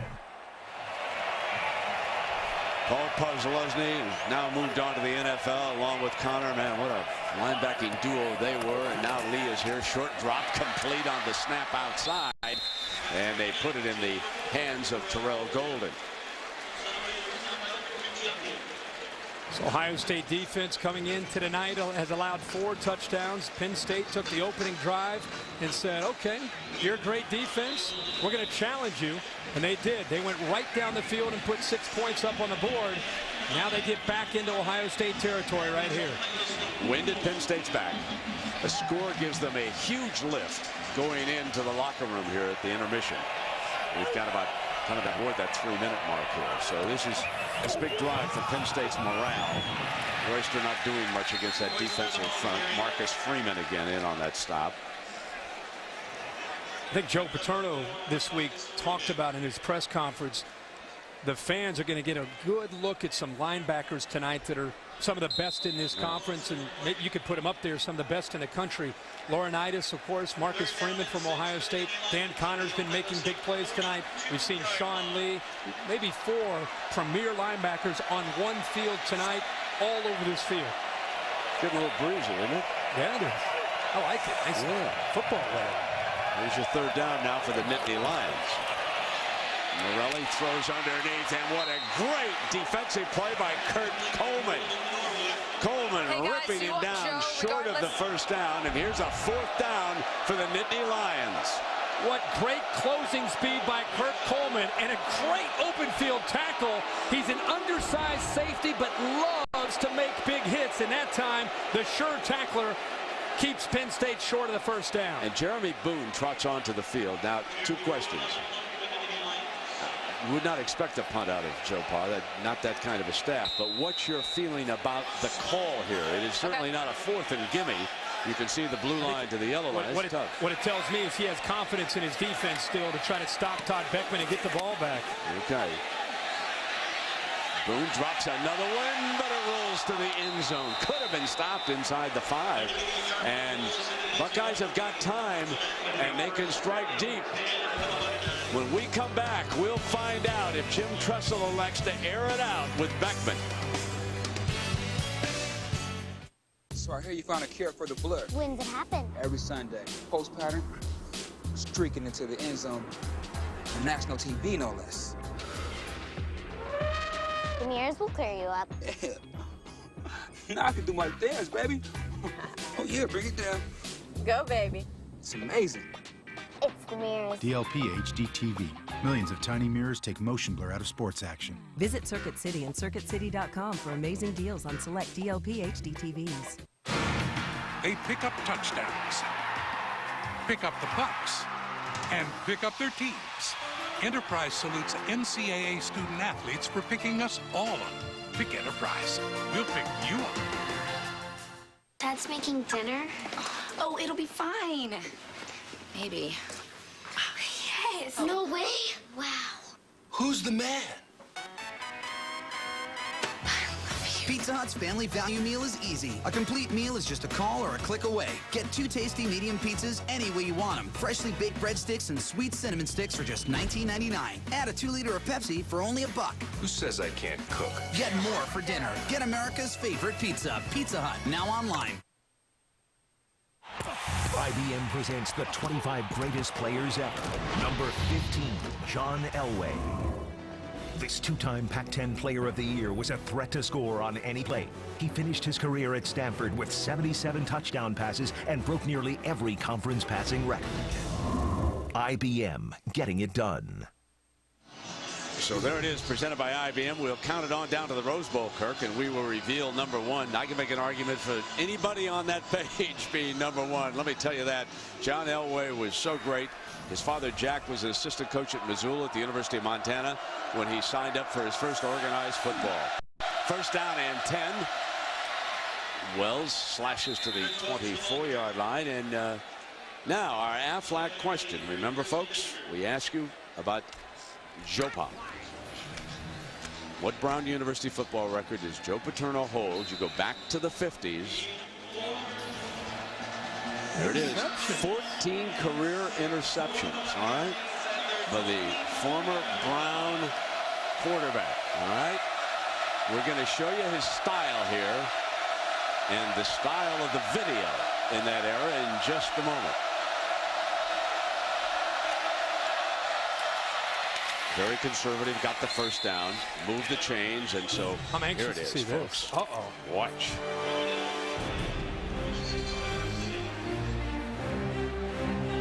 That's my man right there. Look at the speed. All right. Look at the speed. Wow, great jump on the read that time. Got up into the passing lane. Interception. The speedster. I'm going to start calling him the speedster. First down and 10. And Todd Beckman. Joe's looking for one of his guys to make another pick. Although Tressel is going to look long. Beckman throwing incomplete. Trubisky the target, and let us throw it to Matt Weiner in New York. See if I can complete this one, Matt. All right, it is a completion. Here's our nominee for the AT&T ESPN All-America Player of the Week. Texas Jamal Charles had 216 yards and 3 touchdowns in the 4th quarter. 290 for the game as Texas passed and pulled away from Nebraska. To text your vote, send it to 87654 on your AT&T wireless telephone. Yeah, Texas had their hands full for a while against the Cornhuskers, but Charles and the Horns pull it out. Second down and 10. And Maurice Wells on the draw, and it is read perfectly by Ogbu, who's playing very well in the inside. Did a nice job that time of getting the penetration to slow down the play. I think Jim Tressel came out, and he felt that if they would have picked up a big play with Trubisky, they would have continued to attack. Now, just run the clock out and be very happy with a 10-point lead on the road. Big interception for Dan Connor. Yes, kept his team into this football game, Absolutely. Gave them some life, and kept the crowd in, hoping that they can get back in the game. But can Anthony Morelli and the Nittany Lions respond with a little offense in the second half as they trail the Buckeyes 17-7? So coming up now, the Capital One halftime report. That'll be up next. There's the Nittany Lions head on. All right, Brent, thank you very much. Here we are in the studio, and at halftime, the #1 team in the nation is looking just like that. Now, the team that had been #1 for so long and a dynasty, looks like that dynasty is going to take a break this year. That's USC, already with a loss to Stanford this year. Pete Carroll says we can't afford another one if we're going to stay in the hunt for the national championship. Didn't count on Jonathan Stewart. Well, they knew they were going to face an offense today at Oregon that was going to be really good, but they were hoping that at USC, with Mark Sanchez starting, that they'd be able to answer the call on the road. Sanchez to Osbury there was 24-17, but Sanchez then is picked off by Harper, and that seals it.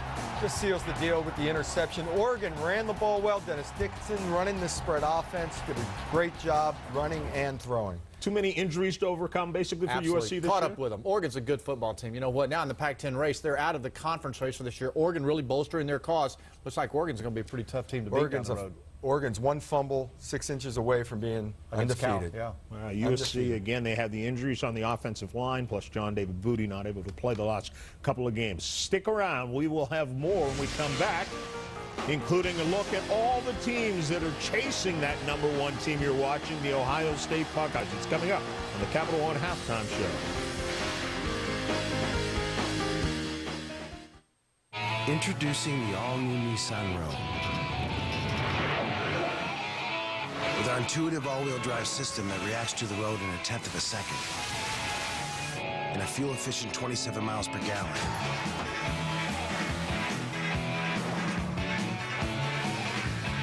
It's a whole new crossover from Nissan. The all-new Nissan Rogue. Game on. This is where I grew up, and where my parents still live. They did everything for me. Provided for my education, got me started. That's why I want to make sure that this home will always be theirs, that their needs will be taken care of, and that their future will be as bright as the future they gave me. At John Hancock, we have the insurance, investment, and retirement products to help build, protect, and sustain the future you've promised yourself.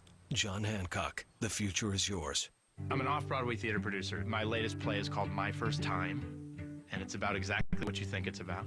My First Time is a fan site, so this phone allows me to keep track of exactly what they're saying at all times. At the same time, emailing the director and saying, hey, the fans are telling me that this guy is doing great, this guy flubbed a line, this guy this, you need to get back in the theater and check it out. With this phone, I can accomplish every single area of my business that no other phone has ever been able to do.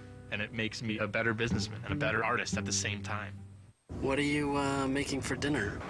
I don't know. What are you making for dinner? I believe I asked first. I've got an idea. Hi, welcome to Chili's. Pepper and some barbecue with Chili's Baby Back Bonus. Enjoy the kicked-up flavor of a half rack of our moist, tender ribs, triple basted with your favorite sauce, like new honey chipotle, with fry salad and choice of dessert, just $10.99. Chili's, pepper and some baby backs, pepper and some fun.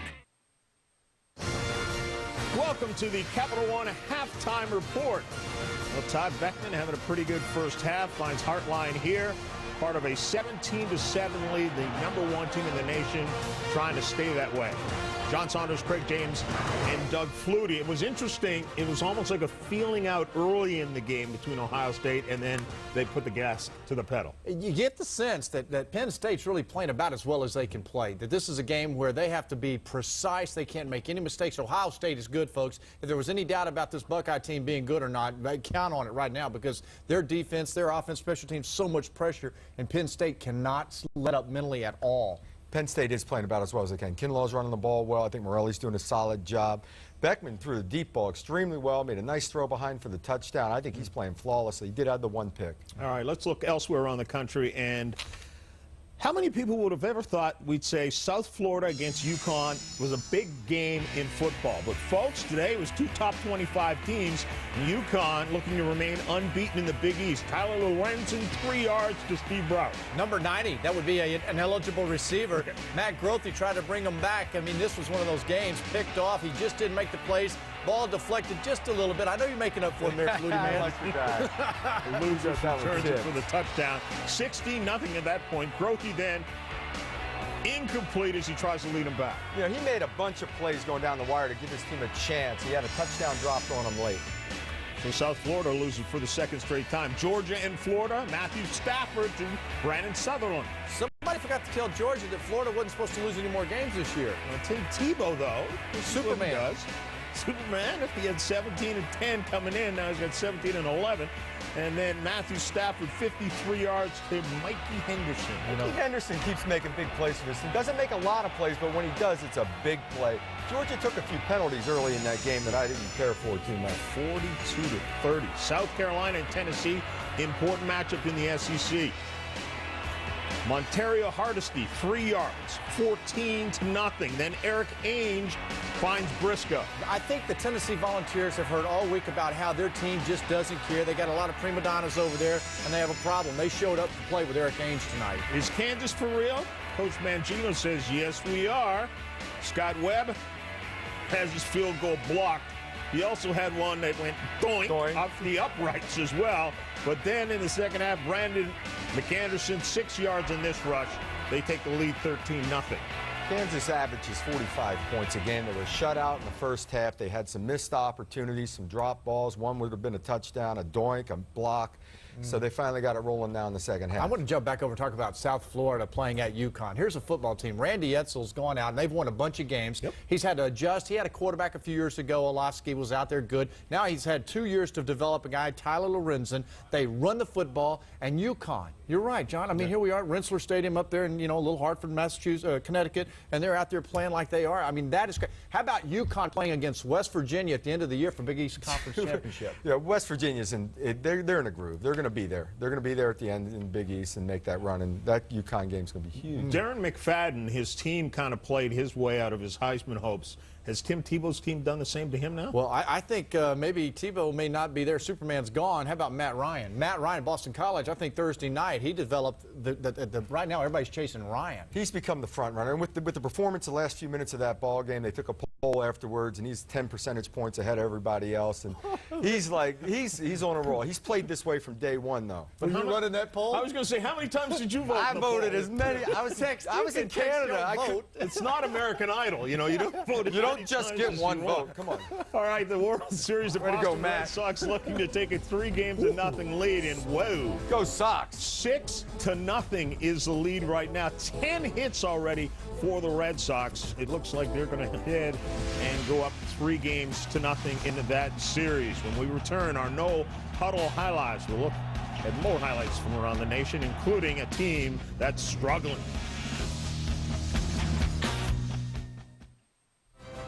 The Capital One Halftime Report, brought to you by Capital One, always providing you with great value without the hassle for your financial needs. Capital One, what's in your wallet? Kids, we're going to visit the land of our ancestors. Ireland? No, credit card miles expired. Think more distant relatives. This is great! Hey, it's me, Cousin Bob! Going down. We gotta switch to Capital One. Get Capital One's no-hassle rewards with no miles expiration, no earn caps, and no blackout dates. See, kids, first class all the way. Something smells good. Hey, man, straight up, put them in. And real talk, man, it has been a journey. Doggone right, we not me. Each and every last one of y'all have gained confidence from being here. Take that, man. Use it when you have to. Get out. And that's real talk to all y'all. So we're gonna go brotherhood on 3, baby. 1, 2, 3.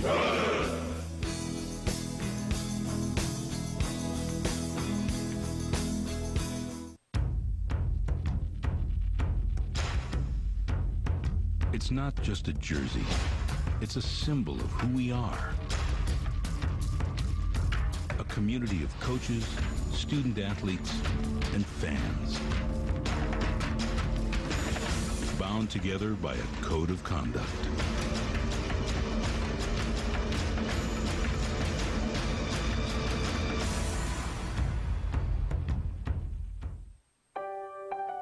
It started out as a simple football cheer. Today, it has become more. Much more. It stands for loyalty, tradition, pride. Symbolic of a university that changes lives. On campus and around the world. It's an expression of community for Buckeyes everywhere.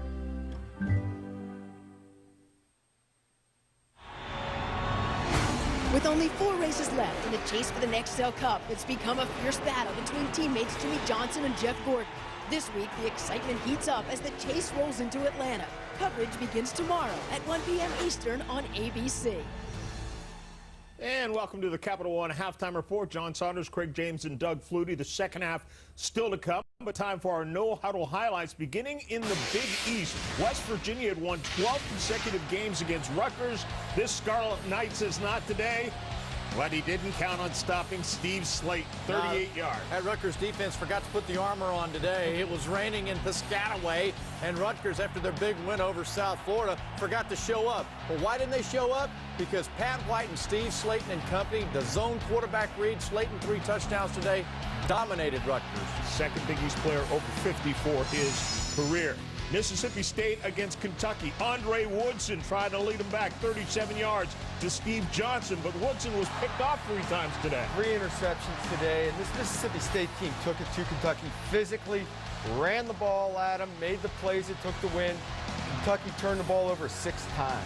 31-14 is the final there. Virginia had won 7 consecutive games after opening the season with a loss. Simpson, 5-yard touchdown run. And that gets them back in the game on top again in the fourth quarter, like Virginia was going to do it. But NC State, Tom O'Brien's team, answers the next series. Daniel Evans and Donald Bowens. Evans, 347 yards passing. Nebraska against Texas. Nebraska trying to avoid losing for the 4th consecutive time since 1961. Sam Keller doing his part to Nate Swift. For 3 quarters of the game, Nebraska looked great. Keller threw the ball well, but the 4th quarter came around and Jamel Charles took over, ran for 216 yards in the 4th quarter alone, and Texas came from behind to win by 2 scores. 216 yards and 3 touchdowns in the 4th quarter alone. 1 quarter. Quite a day by Jamal Charles of Texas. This is the Capital One Halftime Report.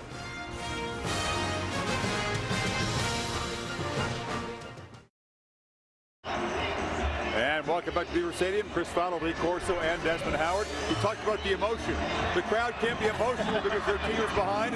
Penn State's defense unemotional because they look confused out there. Buckeyes 7 of 7 on 3rd down. Beckman very sharp. Well, Todd Beckman is the difference between these 2 football teams. I tell you what, he's got a National Football League arm. He throws all kinds of passes. He can move around, throws long passes, short passes. Second half, I think Penn State's going to try to come after him, and that's when Beanie Wells starts running the football. That Beckman can throw the ball like, he reminds me of Tom Brady when he played for Michigan. You're not lying. And the thing I like about Beckman is that so many receivers, Brian Hartline, Brian Robisky, and Ray Small, they make you defend the whole field. Ray Small caught a crucial 60-yard pass to set up Brian Robisky's 9-yard touchdown. I think Penn State have to come out in the second half and force Ohio State to throw the ball, stop the run, and make them throw the ball when they don't want to. Because right now, they're just taking their shots down the field at will, and they're picking that secondary apart. Yep. Yeah, Penn State zone not doing the job. They'll get the ball to start the second half down by 7. The second half coming right up after this message and a word from our ABC station. You are watching ESPN on ABC.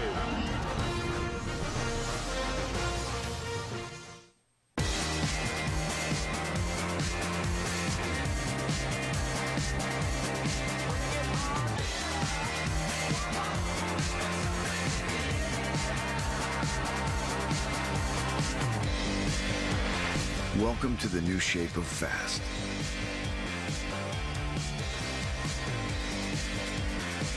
Introducing the new Pontiac G6 GXP Street Edition. Pontiac, designed for action.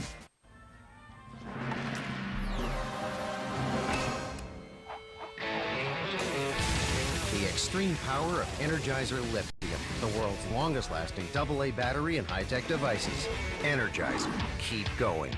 The Liberty Mutual Coach of the Year award is given to the college football coach in each division who delivers results while demonstrating exceptional responsibility and integrity both on and off the field. Go to coachoftheyear.com and vote for the coach you think deserves to win in 2007.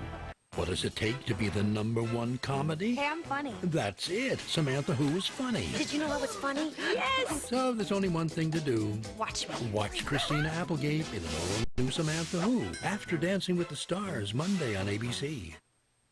I'm Rob Jennings. A big victory for a high school coach who's fighting for his life. And vandals cover a local middle school in racist graffiti. Join us after the game on Action News. There is no one who doesn't love Lisa Thomas-Laurie. She has this extraordinary ability to make people feel good about themselves. I look for stories that not only give people information, but remind them that they can overcome the obstacles in their lives. If I can touch someone's life in a positive way, it doesn't get better than that. Lisa Thomas-Laurie. There's more at 11 on Channel 6 Action News. She's a good newswoman. She's a good journalist. She's a great person.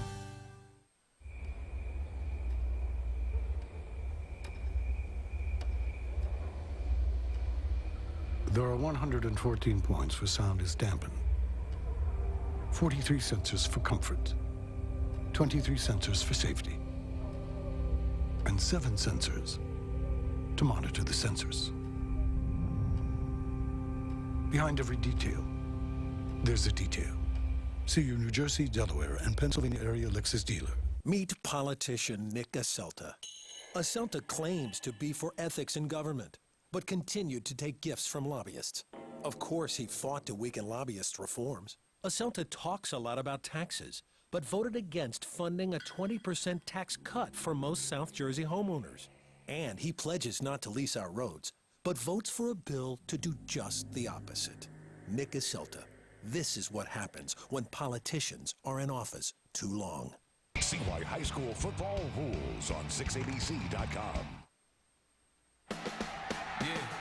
There's no competition, I went over and over until you sick of me. Victory after victory, I prove you can't get with me. My team's unstoppable. My defense that'll stop you fools.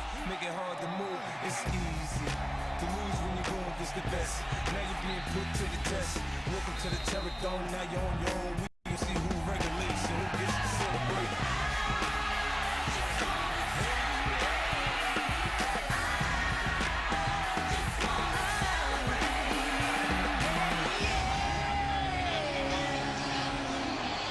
And we welcome you back to Saturday Night Football, presented by Southwest Airlines here on ABC tonight with Kirk Herbstreit, Lisa Salters. I'm Brett Musburger, and Mr. Beckman had a very good first half. Boy, he was able to settle in early and get Ohio State to quiet the crowd. But Dan Connor's interception, I think, gives Penn State life. They deferred in the first half. They'll start the second half with the football. And we'll see if they can start the second half the way they started the first half, where they went right down the field and put a touchdown up on the board. Well, we've got a 10-point margin right now. But remember, the Nittany Lions deferring. They'll handle the ball here to start the second half. They'll be looking to get some field position on this kickoff and go from there. Absolutely. Field position, very important. They'll have the wind to finish the game in the fourth quarter, but they've got to get something established here, Brent, to get this second half started. Wallace and Derek Williams are back.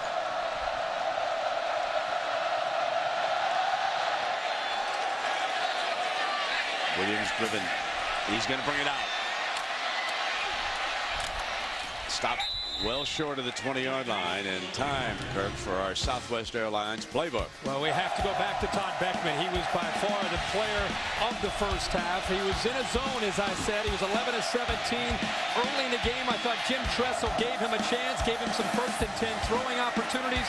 He seemed to settle in, got the crowd out of the game, mixed it up to a variety of receivers. Rubisky, Small, Hartline, all making big plays. And it enabled Ohio State to build a 10-point lead in the first half. Rodney Kinlaw back on as the running back. Rodney gets the first carry of the second half and a tough 1-yard run as we take a look at the Pacific life game summary. On third downs, the Buckeyes were 7 of 8 in the first half. And what jumps off that page for you, Kirk? Well, third downs and first downs, that's what jumps out because of momentum that's created by first downs, but it's the passing yards and the balance from the play calling from Jim Tressel. 22 runs in the first half, 17 passes. Allowed Ohio State, again, to be very, very balanced. And I think Morelli needs to come out in this second half and find some easy targets early to get that rhythm going again. 7 of 11, and there's number 1, and it goes to Norwood, and it'll be very close to that first down markers. We check down below with Lisa. Well, Brent, I spoke to Joe Paterno and asked him exactly what Chris Fowler and the guys and what you and Kirk have been asking. How is Penn State going to slow down Ohio State's offense? And Paterno said, look, we've just got to play more aggressively. We're just standing around in that first half. And, you know, we just can't wait around for things to happen against Ohio State. They're way too good. Also, defensive line coach Larry Johnson told his defensive line during the game, enough is enough. This is our house. We've got to dig down and make a stand and make it happen. Brent? One thing we should point out, Lisa, looking at Joe, the wind has picked up as Morelli goes straight ahead. The Nittany Lions are moving into it, although it does tend to gust here in Beaver Stadium. But the flags atop the goalpost will tell you, and there's the American flag, and of course that gives you an idea of how stiff it is on the top of the stadium. And then down inside, we've got some 110,000 fans. Looks like the pom-poms are falling apart in the whiteout. Almost looks like it's snowing here right now.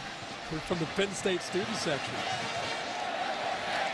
If that's part of the routine here when it's a whiteout or what? Swirling around. Dion Butler has been very quiet here tonight. He's off to the right side of the formation as a wideout. There's Morelli rolling on that side. And there is the first down pass.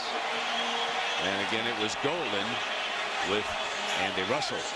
Well, play action. They ran the same play a little bit earlier, and they handed it off. This time, Morelli right there, a little fake, freezing the defense just enough for his receiver to get out into the flat and outflank the secondary.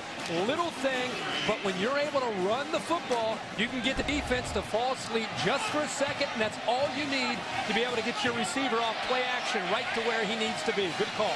Those 13 yards now, Kirk, and Morelli has thrown for 90 yards as opposed to Beckman's 189. Moving the chains now. Morelli in underneath. Kinlaw, the running back, slips out of the backfield, and Freeman, the linebacker, over there with coverage. And the weather here at 51 degrees, partly cloudy. We had rain yesterday almost throughout the day, and a little bit earlier this morning, but that stopped. And you can see it's chilly here today. You're a real gamer. I thought Thursday night we were in the room there in the hotel watching Thursday night football, Boston College. You had to excuse yourself a little early, a little under the weather. My man bounces back 48 hours, ready to play ball tonight. Nothing like drugs. Second down and 8 as Kinlaw to midfield. Just a warrior, that's all. Hated to miss that beer time with you, though, my friend, watching that Thursday night game. I'm about to go boil a car on you. I didn't know what had happened until the next morning. And I get up and I'm watching sports and How about Toledo, he pulled it out. How about Matt Ryan? I went to bed, thought he'd lost the Heisman. BC had lost its ranking, and here they are, stock in the spot in the championship game. In 3 minutes, Matt Ryan and BC saved their season and his Heisman campaign. Amazing. Shades of Doug Flutie. Absolutely. Third down and 3. Morelli. And nothing doing on that one. Receiver covered. He lofted it way over there. There is a flag that has been thrown on this play. Corliss, the tight end, locked up Vern Golston, who was getting around him. He'll probably be called for a holding, and Ohio State will more than likely decline this, bringing up a fourth down. Holding number 10. Penalties decline. Fourth down. Yeah, that's exactly what happened. This is something that Corliss is a tight end, not used to this speed rush top of your screen. How quick Vern Golston gets around him. He locks him up right in front of the referee. He makes the call. Ohio State declines, and Penn State has to punt.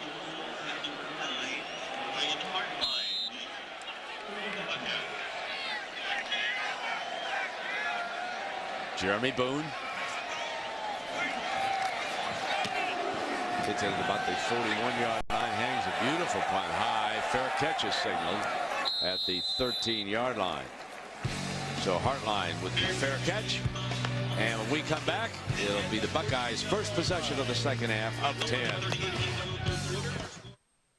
You want to dance? What you got?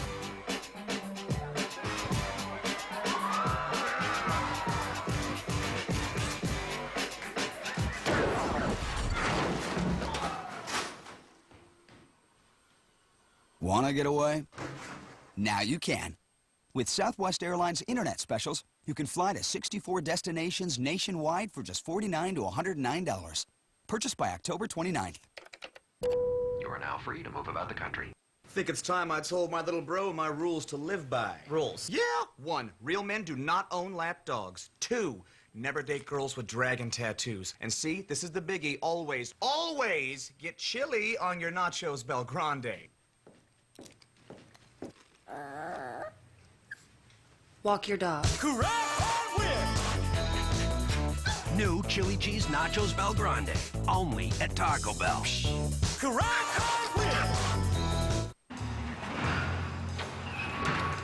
Got the estimate? Just got it. Specs? Yeah, downloaded. You're on. Let's do this. At Verizon Wireless, your small business is a big deal to us. That's why we offer a host of wireless solutions designed to fit your needs and the security of America's most reliable wireless network. We're gonna need more chairs. Verizon Wireless. It's the network. Sunday, for the first time ever, Extreme Goes Green. A groundbreaking episode. So big, so cutting edge, it could change the way we live. All new Green Extreme Makeover Home Edition, Sunday, 8, 7 Central on ABC. This game being broadcast on ABC HD, presented by DLP HD TV. We move to the top of the hour with the #1 team in the nation, Ohio State, leading Penn State 17-7. The difference in the two quarterbacks on your screen. Beckman and the Buckeyes. Beanie Wells is set behind the fullback. He'll open up the second half with a 4-yard run. Let's take you back to Thursday night and show you Matt Ryan. Strike one was beautifully thrown and a fine catch, and then perhaps the play of the night, the onside kick is bobbled by Virginia Tech, and that set this up. It set up Matt Ryan to throw the game winner. I think Virginia Tech's defense lulled the sleep. Oh yeah, here we go. Boom! Hold on. Hey, you got. Come on. Matt Ryan said it's the best hit he's made in his life, knocking down the head coach in a celebration. I mean, didn't Brett Favre ever give him a chest bump when he was coaching at Green Bay? Come on. Second down and 6 now. Here's Beckman. Did not get the first and 10. Nickel is driven out of bounds on that side. You guys used to, when you were the quarterback up there, you got to give the chest butt there. Yeah, but that was so much emotion. Coach needs a wider stance when the players coming. I mean, come on. You know what? Bend your knee. I'll say this about we got to go Matt see Ryan Coach did. Jag. We're probably going to go see him next week. Florida State's up there. That was the only. You got some game day up there? Yeah, I think Let's so. get him up there. We got to talk to Boston College. You know who to talk to about we're trying to get everybody up there. We could have Kevin Garnett. We could have Boston College. That'd be great. Get the bosses on the phone. Red Sox will be celebrating another World Series. Brandon Sane is also in the backfield now, under pressure. Oh, snaps it off for a first down. One thing I want to say about what Matt Ryan did there in those final 3 minutes, not only did he save the season, they're undefeated with Florida State coming up next Saturday. In my opinion, that was the only Heisman moment that a player in 2007 has had. Dennis Dixon's a great player. Tim Tebow. Mr. Woodson in triple overtime against LSU. They're done. He's out of the race. I'm talking about a Heisman moment that matters with either. Right now it's Dennis Dixon, it's Matt Ryan. Woodson, you're still in it. I don't think didn't they lose again today? They did. You're right. First down. And Beanie Wells out of bounds, and we said it to Matt Weiner. Bail us out here, man. All right, Brett. Here's a guy who had maybe a Heisman worthy, even though he's not up for the award, late Georgia, Florida. It's our Pontiac game-changing performance nominee, Matthew Stafford's third touchdown pass of the game. With his team up 4, he played insurance man. They went on to win it by 11. Check out this season's best Pontiac game-changing performances at ESPN.com. You know, Kirk Stafford, who we just saw there, I'll tell you, the pro scouts love that arm. That's a deep arm. Oh, no doubt about that. He's a young one. And here comes Beanie muscling his way close to midfield, and there is Josh Gaines, number 47, getting off that pile after making the stop. Stop by Josh Gaines.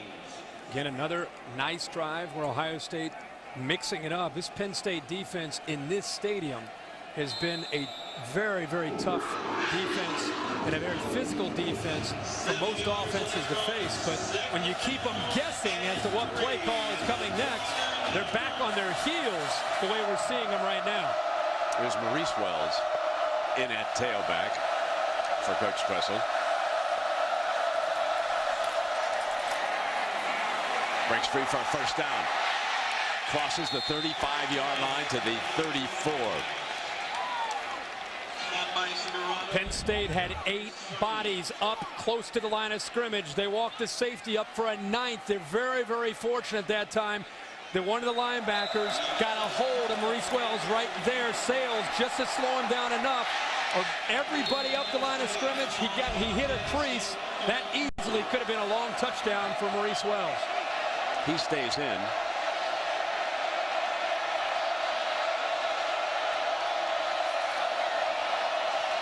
They call his number again. Picks up about 4 yards on that run after the 17-yard burst. So this running game, Kirk, let's see. Buckeyes 144 yards and Penn State 90. Penn State had a better first quarter, but now the Buckeyes have taken charge of the ground affair. Brendan, the first half, I thought you made a great point about the way Ohio State and Jim Tressel are mixing up not only the play calling, but the formations. That was a 1st and 10 shotgun, 3 wide receiver look, a little bit of a wrinkle, and then they end up running the zone play out of it. Penn State shows blitz. And Wells past the first wave to about the 27. Dan Connor, number 40, making the stop. And the Nittany Lions need another takeaway here. Penn State has been one of the top rushing defenses this year in the country. Close to 80 yards a game is their average. Tonight, Ohio State 148. They're 9th in the country. As I said, they're physical. Their defensive line usually eats blocks. Linebackers and safeties fly to the ball. But Ohio State, so far, has been able to mix it up enough to be able to have success on the ground, too. Beanie Wells back in at tailback. Gets the call behind Johnson. Dove for the first down. I don't think he got it. I think he's a little bit short, but he's in that range where Tressel is apt to say, let's go right here, if he didn't make it.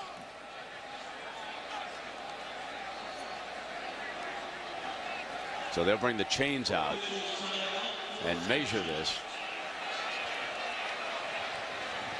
You know, the country as a whole will not buy the Big Ten as a power because of what happened in the championship game and in the Rose Bowl, those 2 games. And so the Big Ten has to go, and Appalachian State that starts this year. Exactly. But the Big Ten will have to go out and prove otherwise. I mean, the Buckeyes need to keep on going, go down to New Orleans and take care of business. Now, I'm impressed. I don't know about you with Tressel. He didn't bury the fact, what was it, 41-14. He's reminded this group. Absolutely. In fact, I think the Ohio State coaches behind closed doors use that as incentive to keep this team hungry and to keep them motivated. They realize how many doubters there are out there because of that Florida performance, and that is motivation for this team this year. Understandable so. I mean, absolutely. And I think the nation will look at Ohio State, even if they're able to get through their season, and still look at them as an overrated team until they get to if they get a chance at a championship type of game. Crowd's hanging tough. Beckman over the top for the first down.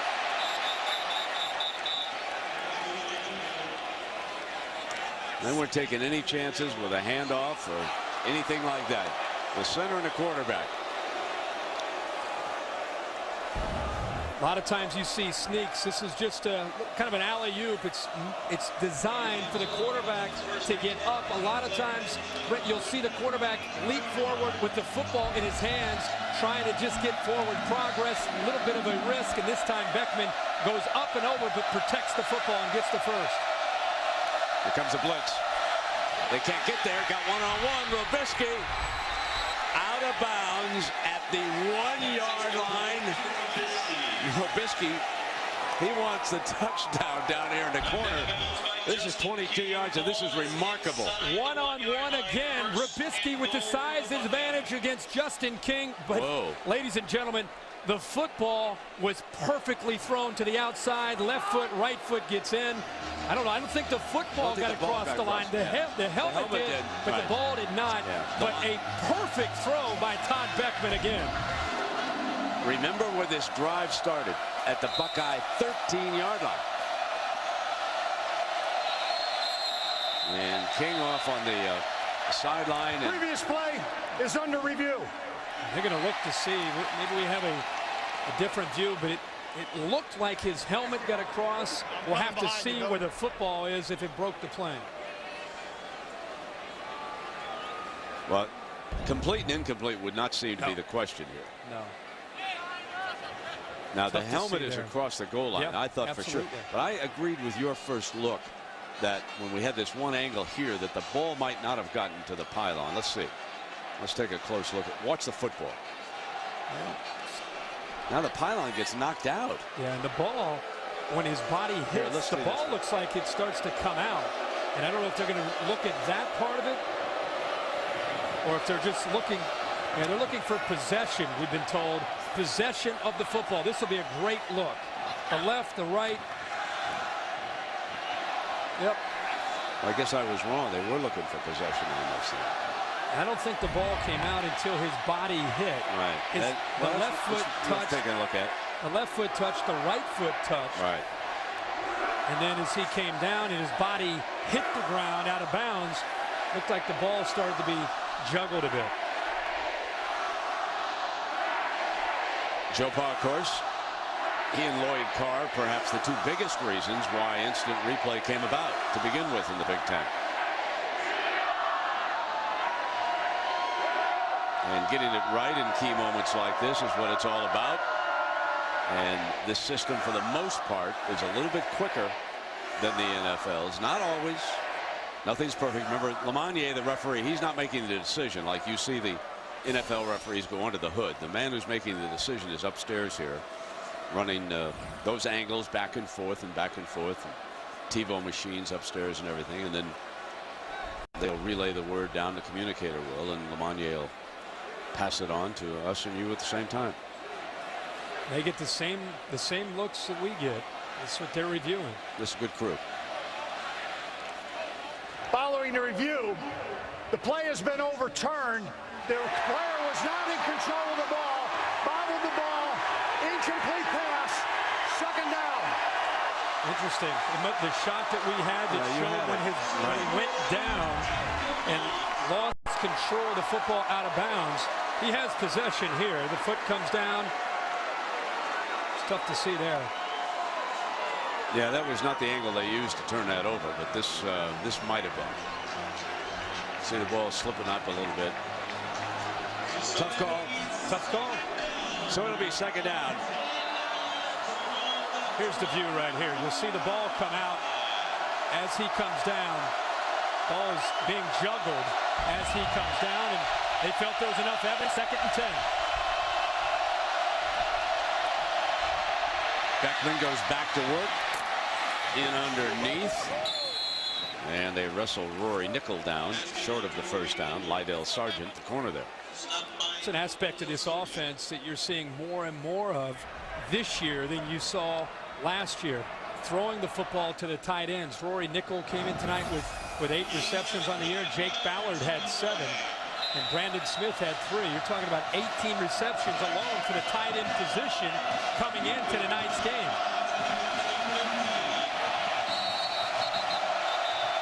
Penn State did not have 11 men on the field. They have to burn a timeout.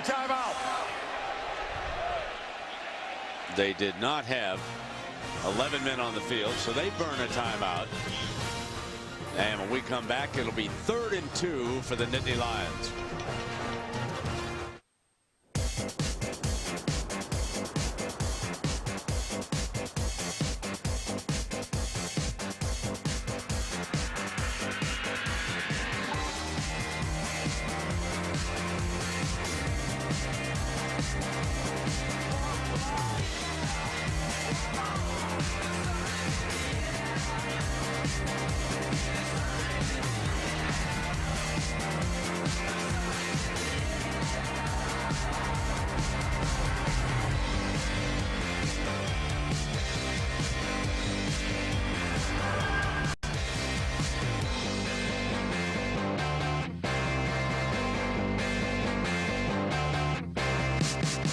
It's all in the details. With award-winning design, designed to perform. Pontiac, designed for action. Love is like candy on a shelf. You want to taste and help yourself. The sweetest things are there for you. Help yourself, take a few. That's what I want you to do. Just help yourself. Treat yourself to the rich, decadent taste of Diet Dr. Pepper. There's nothing diet about it. Getting to retirement is one thing. But what happens once you're there? That's where the principal can help. Not only are we the nation's 401k leader, we also have many planning tools and investment options to help manage a healthy income during retirement. Because why come this far just to miss all the fun? The Principal Financial Group will give you an edge.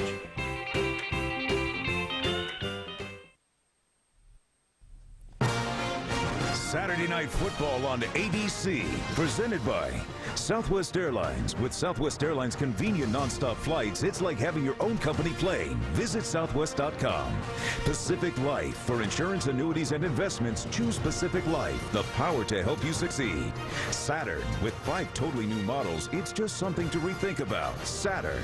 And Verizon Wireless. Well, when you've got a whiteout, you can get an early start on Halloween. 3rd down and 2. Beckman's the Buckeye quarterback. Trevor Robinson's the fullback. Wells the tailback. Beanie's right behind him. Play fake. They're going to throw for the end zone. Touchdown. The Buckeyes strike. Jake Ballard, the sophomore who caught a touchdown pass a week ago, breaks open on a play action, a 15-yard on 3rd and 2 here. And Brett, they get behind Penn State's defense. They're thinking run. They brought in their personnel where they typically run the isolation, and the Penn State secondary got sucked up on the play action, and Ohio State got right behind them with a nice throw again from Todd Beckman. Has he missed very many throws tonight? He has not. Pretorius adds the extra point, Kirk. And as you asked me that, Beckman is 15 of 22. 220 yards on the night. You're watching ESPN on ABC.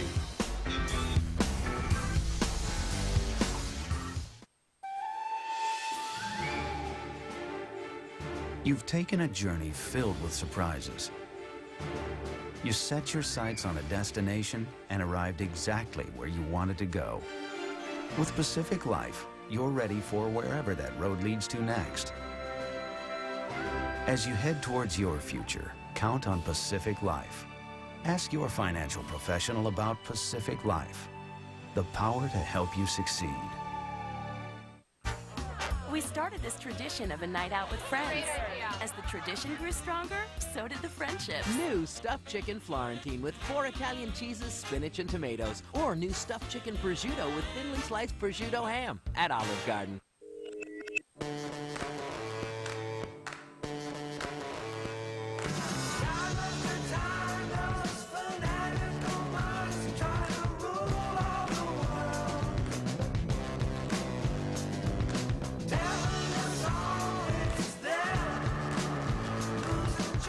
new Dell Inspiron 1520, powered by Intel Centrino Duo processor technology. Dell, yours is here.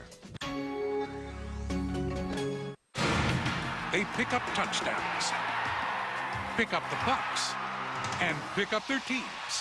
Enterprise salutes NCAA student athletes for picking us all up. Pick Enterprise. We'll pick you up.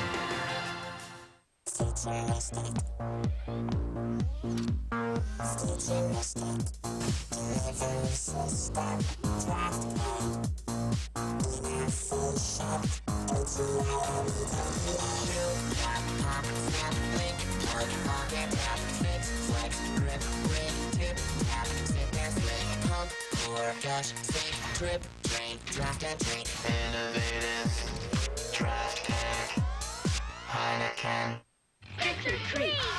It's the Great Pumpkin Charlie Brown ABC Tuesday.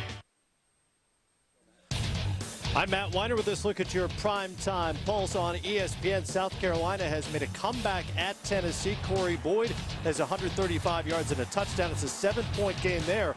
On ESPN2, Texas A&M has just tossed a touchdown pass.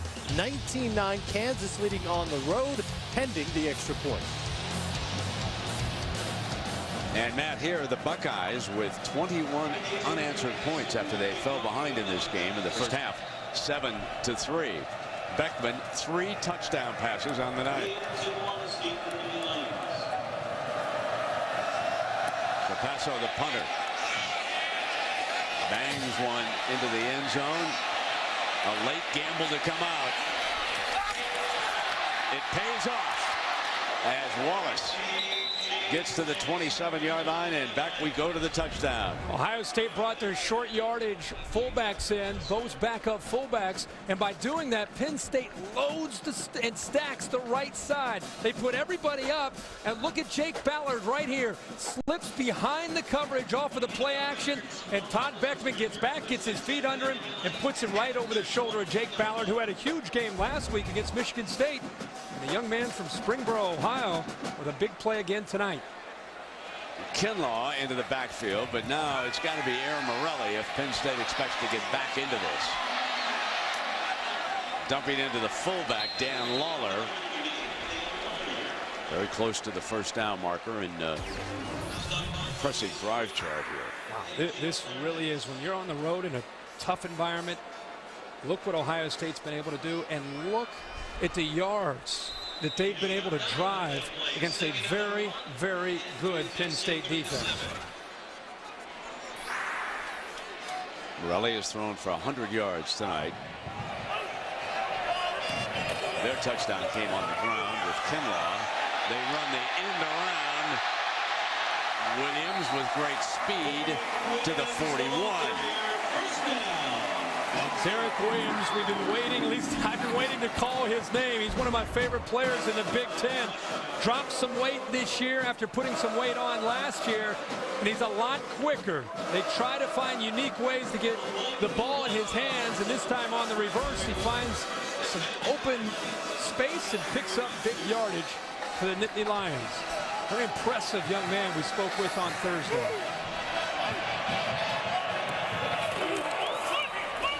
Off the fake, here is the toss to Kinlaw. Kinlaw, a tough 8-yard run that time before he's brought down by Cameron Hayward.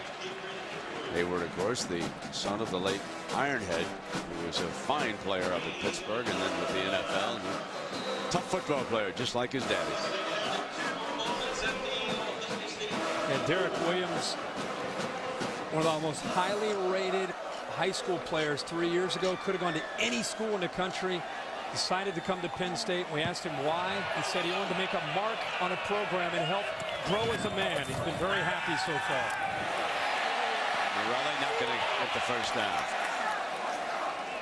Hayward again in on the stop, number 97 right there. Sealed it off from a Morelli scramble.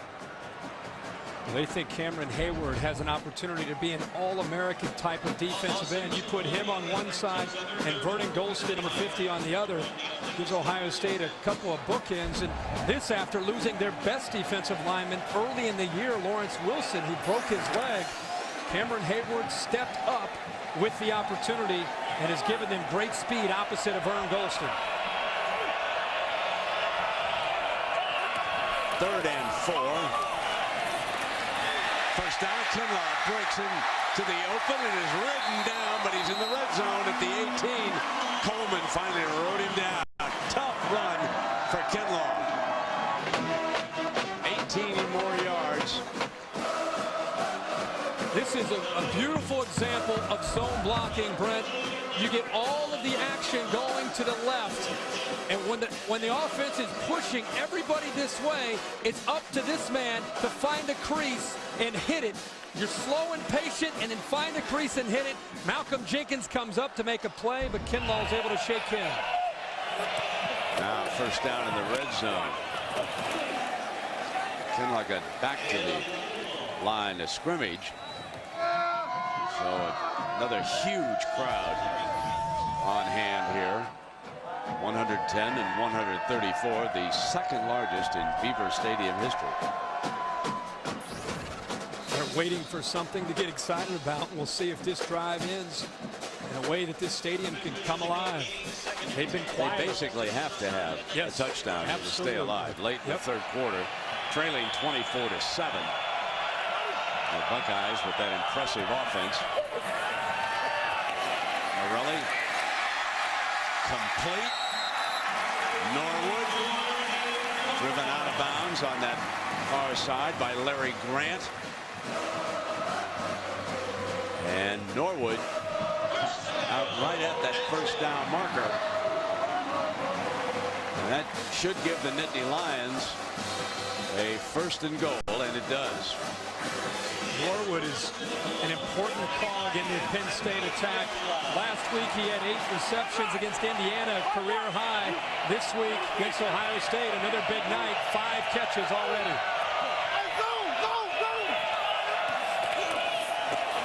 Royster, and check that, Kinlaw still in the game, and he is wrestled down by Russell.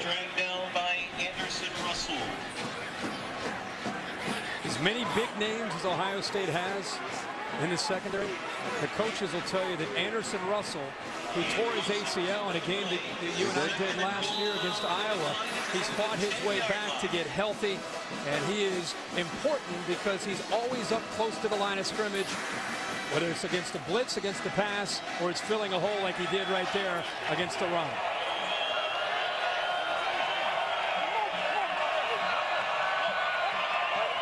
Morelli back in the gun on the 2nd down.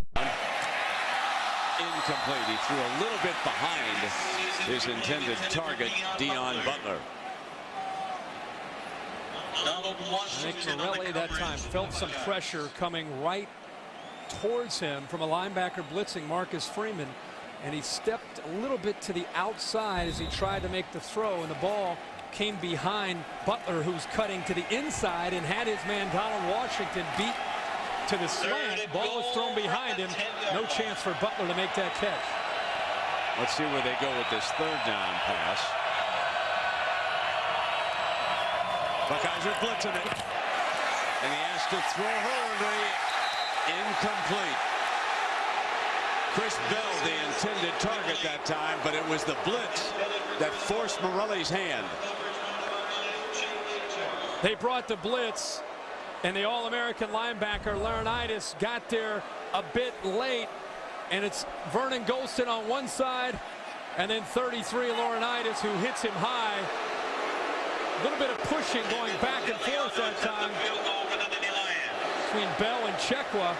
Chekwa was lost at the last second, found the football, but they could have definitely called in penalty there either way, as both the receiver and the defensive back were fighting for position. 27-yard field goal attempt by Kevin Kelly to still make it a 2-touchdown difference as Kelly nails the field goal. 24-10. Buckeyes lead it by 14. 1:27 to go in the 3rd quarter when we come back. Hey, sweetheart, I have to leave tonight. What? Look, this is a business situation that I'm in with my brother. No, I am through with this relationship. I'm not. I can't take it anymore. I can take it still. Every relationship has its secrets. My brother's Santa Claus. Yeah, I can see that. This year, make this a Christmas to remember. remember. The hockey stop? Vince Vaughn, Paul Giamatti. I just can't stay mad at you. Fred Claus. Rated PG. Starts Friday, November 9th. Comfortable in jeans that are tough. I'm comfortable in Wrangler. Wrangler 5-star premium denim jeans. Satisfaction guaranteed. Wrangler. Real, comfortable jeans.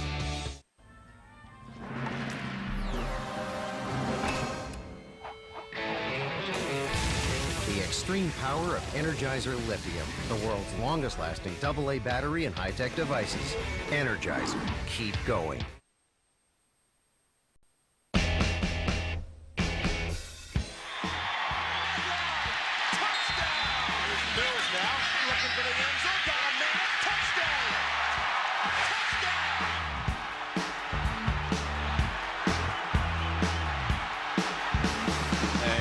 Rally in the Valley for the record, and Joe Paterno and the Nittany Lions looking for a little bit more of that magic. They were still beefing with the officials about the no call in the end zone down there. They thought their wide receiver Chris Bell had been interfered with. Ball was a little bit overthrown down there when they were coming back, and this kickoff, Wells will field it at the goal line. This is Maurice Wells to the 22-yard line. And so a reminder, Monday Night Football continues from Invesco Field, Mile High. Can Brett Favre and the Packers roll out of Denver with a victory against Jay Cutler and the Denver Broncos? Monday Night Football on ESPN at 8 Eastern. And some of the Bronco fans are, well, they don't want to pull against the Rockies, but that'll be some scene out there if it's Game 5, a World Series game, up the block, and over there on that side they got pretty good Monday night. You know what I'm saying? Not looking very good right now. Pretty good city. Yeah. Might be a little bit of traffic jam. Get a hotel and stay downtown. No, the Red Sox are tended business. That might wind up in 4. And the Penn State defense, Kirk, came in here with some, they had more sacks than any team in the country. Yeah, they led the nation with 35 sacks. And tonight they've not been able to get after Todd Beckman. The young man right there last week had a big game against Indiana. Maurice Evans, he's become their go-to man off the edge. Already 10.5 sacks himself this year. But up to this point has not been able to get after Beckman. You're down 14, closing in on the 4th quarter. The defense of Penn State has got to make a play to get them back the football. Curtis snaps the ball to Beckman, who hits Hartline for a first down with Connor finally bringing him down. But Brian Hartline, and Beckman is so much improved, finding seams with his throwing game, going deep, showing touch. Can't tell you how much he's improved. Well, what he told me this week is exactly what you're noticing, is just the confidence. More reps allows a quarterback to allow the game to slow down and allows him to sit back there with his feet underneath him and throw the football with authority. Tonight, he has split some seams, tight seams, into the Penn State secondary and between the linebackers. Toss play, and Beanie trying to get outside. First down for the Buckeyes before he's run out. Great blocking this time by Ohio State. Hartline downfield, giving everything that he had to try to fight for his running back, but also was Rory Nickel off the edge, locked up the defensive end Josh Gaines, and allowed Beanie Wells to bounce it to the outside. Well, we got a 2-touchdown game headed to the 4th. ESPN Saturday Night Football presented by Southwest Airlines returns after this message and a word from our ABC station.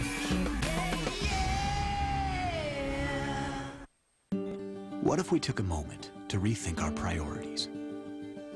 What if we rethink power and what it means to be strong? What if we rethink beauty and what it means to truly interact? What if we took the time to realize that our neighborhood is actually much bigger than we think? At Saturn, we chose to rethink things. That's what makes us who we are, who we've always been. We chose to create 2 of the most affordable hybrids in the country, making it much easier to drive responsibly. We rethought what it means to be protected by offering a 100,000-mile powertrain warranty on all of our vehicles. We even rethought every car we sell, now offering 5 totally new models. Yeah, we may just be a car company, but we're rethinking what a car company can be. Just something to rethink about.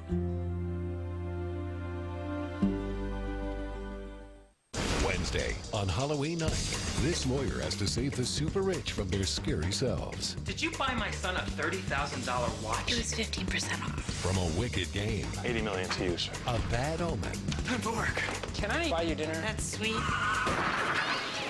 And a devilish treat. Can you sign these, please? You know, just where to put your John Hancock. And all new, Dirty Sexy Money. Wednesday at 10/9 Central on ABC. Start here.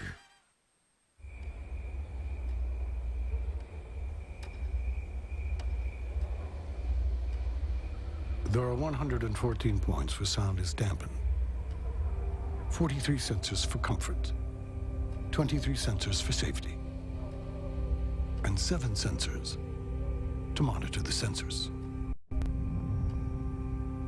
Behind every detail, there's a detail.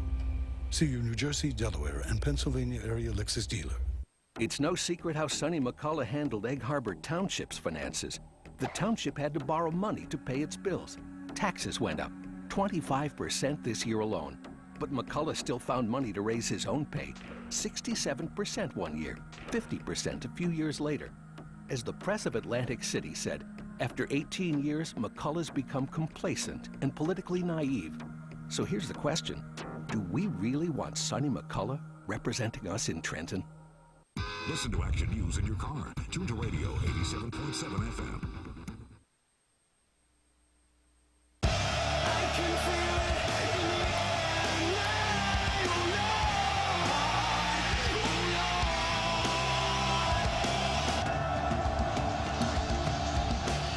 And what's in the air on this Saturday night game is Ohio State apparently headed for a 9-0 mark. And I ask you folks out there, do they look like the kind of team you thought you'd see here tonight? Those of you who are not familiar, do they look like the #1 team in the nation? What do you think? I didn't get many A's down around Baton Rouge. I certainly am well aware of that. But I'm here to tell you this is a better Ohio State team than a lot of the critics think it is. I'm more and more impressed with how they're playing. I think this is an evolving offense. I think Beanie Wells got a chance to be a superstar. He's close to going over 1,000 yards on the season. He's had two great games back to back. And you know, the big question is, would their offense be good enough to match their defense? So far, if they're able to finish this game, they're making, I think, a very strong statement on both sides of the ball. Here's Beckman. There's that touch. Umpire did a good job of getting out of the way on this play, and he's used Nickel as tight end here tonight. He's gone to Ballard, his other tight end. He has gone to Hartline. He's gone to Robisky. He has used Wells. Of course, Tressel is the play caller over here on the sideline. Jim Bowman, the eyes in the sky for Coach Tressel, and Jim Bowman's done a superb job with this offensive line. Cordell snapping with his left hand with the injured right. Raring and Person are the guards. Boone and Barton are the tackles. And keep in mind, in this environment, they're not communicating at all verbally. It's all hand gestures, and watching the football makes it that much tougher. Throwing for another first down, and he's just eating up the time now with his tight end. And you know, you can see by the look in his eyes as he looks over. It's a young man who's confident. Total command. Feels very, very confident. Even after having a miscue at the end of the first half, comes right back to feel good about where he is as the quarterback of this team. That comes with the more reps that he's received.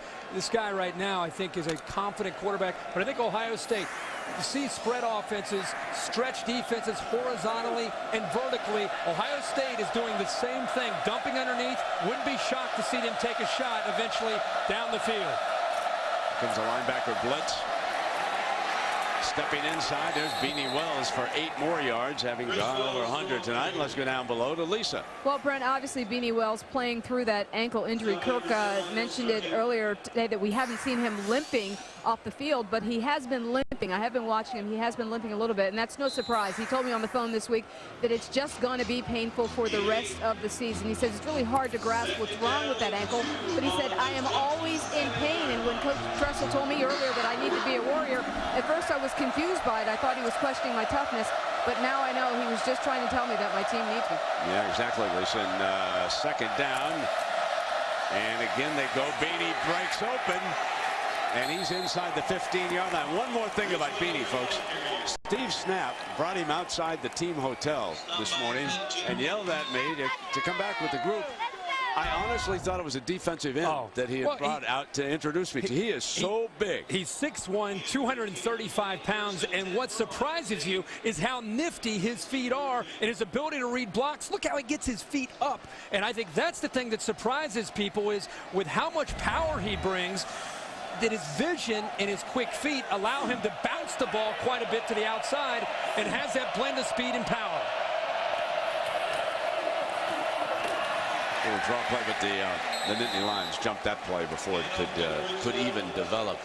Josh Gaines, who's played well for that front, able to jump it. But the Buckeyes have had the answer here tonight. They're up by 2 touchdowns, 11:48 to go, and they're driving toward that big anticipated showdown, of course, in November up in Ann Arbor. Well, it's coming right down to that one again, partner. Well, there'll be a lot of talk about that game because it's their next game on the road. But between this game and that game, some tough home games against Illinois and Wisconsin with Brett Bielema. But they're in the comfort zone. Yes, they are. Yeah, the shoe. Here comes the blitz. Beckman hit from behind on the blitz. Navarro Bowman, number 18, ripped in on him. He didn't feel it coming that time from the backside. Well, Brent, that's one of those things where the tight end right here has got to stay in, or you have to move the back over to be able to pick this up. Because if the tight end doesn't pick it up and Beanie Wells doesn't pick it up, then you're going to have a free blitz from the linebacker Bowman, who came from the outside. But Beanie can't pick it up. He's got to get the blitz. Well, the quarterback's got to recognize that and move him over to the left side. But they were coming both sides, partner. You got to slide something. Your tight end is the guy who's got to get him. Well, either the back of the tight end's got to pick him up. Third down and 18. Here's the toss to him. Dan Connor rides him down just short of the 20-yard line.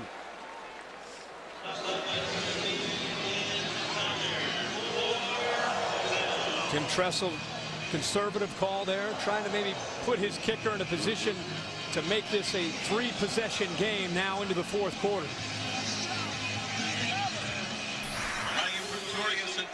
So Pretorius kicked a 50-yarder, if you weren't with us earlier. This into the breeze, a 37-yarder. Man, nailed it, didn't he? Kicking game is sound. I don't know. They look like a contender for #1 to me tonight, folks. Time for the coin toss. Visiting team, call it in the air. Want a good, clean game. We're all professionals here. You got change for $1? Want to get away? Now you can. With Southwest Airlines Internet Specials, you can fly to 64 destinations nationwide for just $49 to $109. Purchased by October 29th. You are now free to move about the country.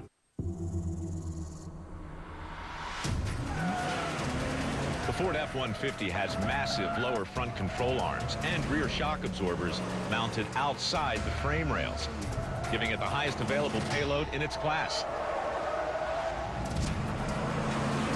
And giving you unbelievable handling and control. Now that's forward thinking. Hey, boss, do we have Aflac? Yeah, we have something else. But if you're hurt and miss work, does it pay cash like Aflac does? Nah. Or let you spend it any way you want, like for gas and groceries? Nah. Or help with everyday bills like Aflac does? Nah. There's only one Aflac. Ask about it at work. Nice try, boss. Aflac. Wednesday at 8/7 Central, a show unlike any other. The perfect night to wake the dead. Spooky. And solve a murder. The ghost did it. Trick or treat. An all-new Pushing Daisies, Wednesday at 8/7 Central on ABC. Well, with 4 races to go and chase standings up for grabs, the teammates Jimmy Johnson and Jeff Gordon, the Hendrick twins, battling to the wire. Who will come out on top? We roll into Atlanta tomorrow, and we'll take the air at 1 Eastern time. You'll be looking live. I will be looking live and watching. I like that little podium they give you there. Yeah, they give me that. They give my own nice. spot. You know, and 500 miles, man. I watch because Brent is doing it, and Dr. Jerry Punch does a marvelous job too. He's on top of it. He and Rusty and the gang, looking forward to seeing them tomorrow on into the end zone, and it'll come out the 20-yard line and let us go to New York and Matt Wine. Matt, you going to be watching NASCAR tomorrow too, buddy? Absolutely, Brent Musburger. You know I will. Right now I've got a Sports Center Minute powered by Vizio. Kansas has gotten a career night from Brandon McAnderson, 184 yards, a couple of touchdowns. The Jayhawks are 8-0 for the first time in 99 years. Meanwhile, in Knoxville, South Carolina's come all the way back. Kenny McKinley's 12th catch of the night went for a score. Gamecocks have scored 21 unanswered to tie it up at Tennessee. Wow, great game, Matt. Mark Mangino for Coach of the Year. Oh, wow. And look at their schedule. They've got a shot to run the table until they get to Missouri in a huge game that'll decide the North. Let's see what Morelli and the Nittany Lions can do now for long ball, incomplete, and I don't see a yellow flag on this one. And Chikwa was on Butler. Let's take a look at this, Kirk. Butler trying to get behind him, a little hesitation, moved into the inside. And I think looking at the officials, the ball was overthrown, and the officials looked over at each other and kind of gave each other that look where the ball was not catchable and overthrown, and that's why you didn't see the penalty. Because clearly he slashed the arm. Oh, yeah, absolutely. Second down and 10.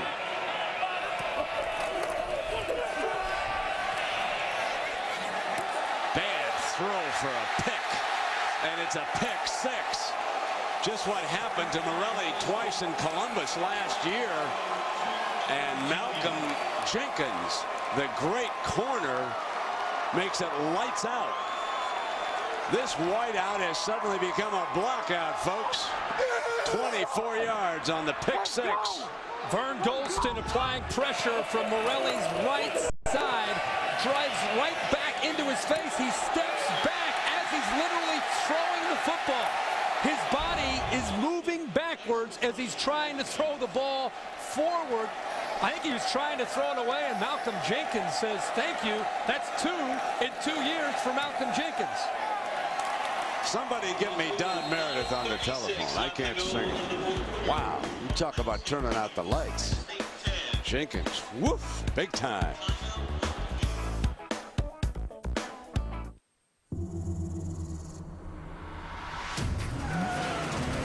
The Ford F-150 has massive lower front control arms and rear shock absorbers mounted outside the frame rails, giving it the highest available payload in its class.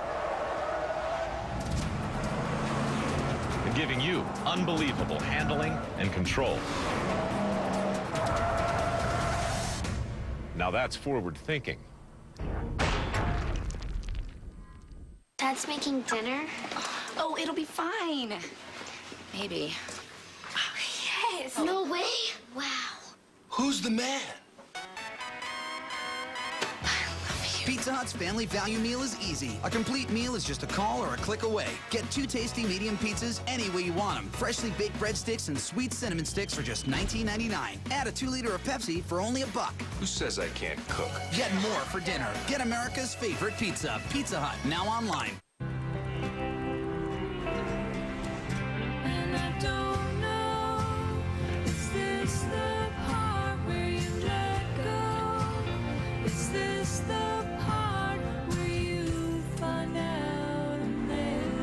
When it's people who do the right thing, they call it being responsible.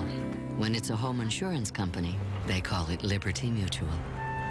Responsibility. What's your policy? Liberty Mutual. Hey, taxi.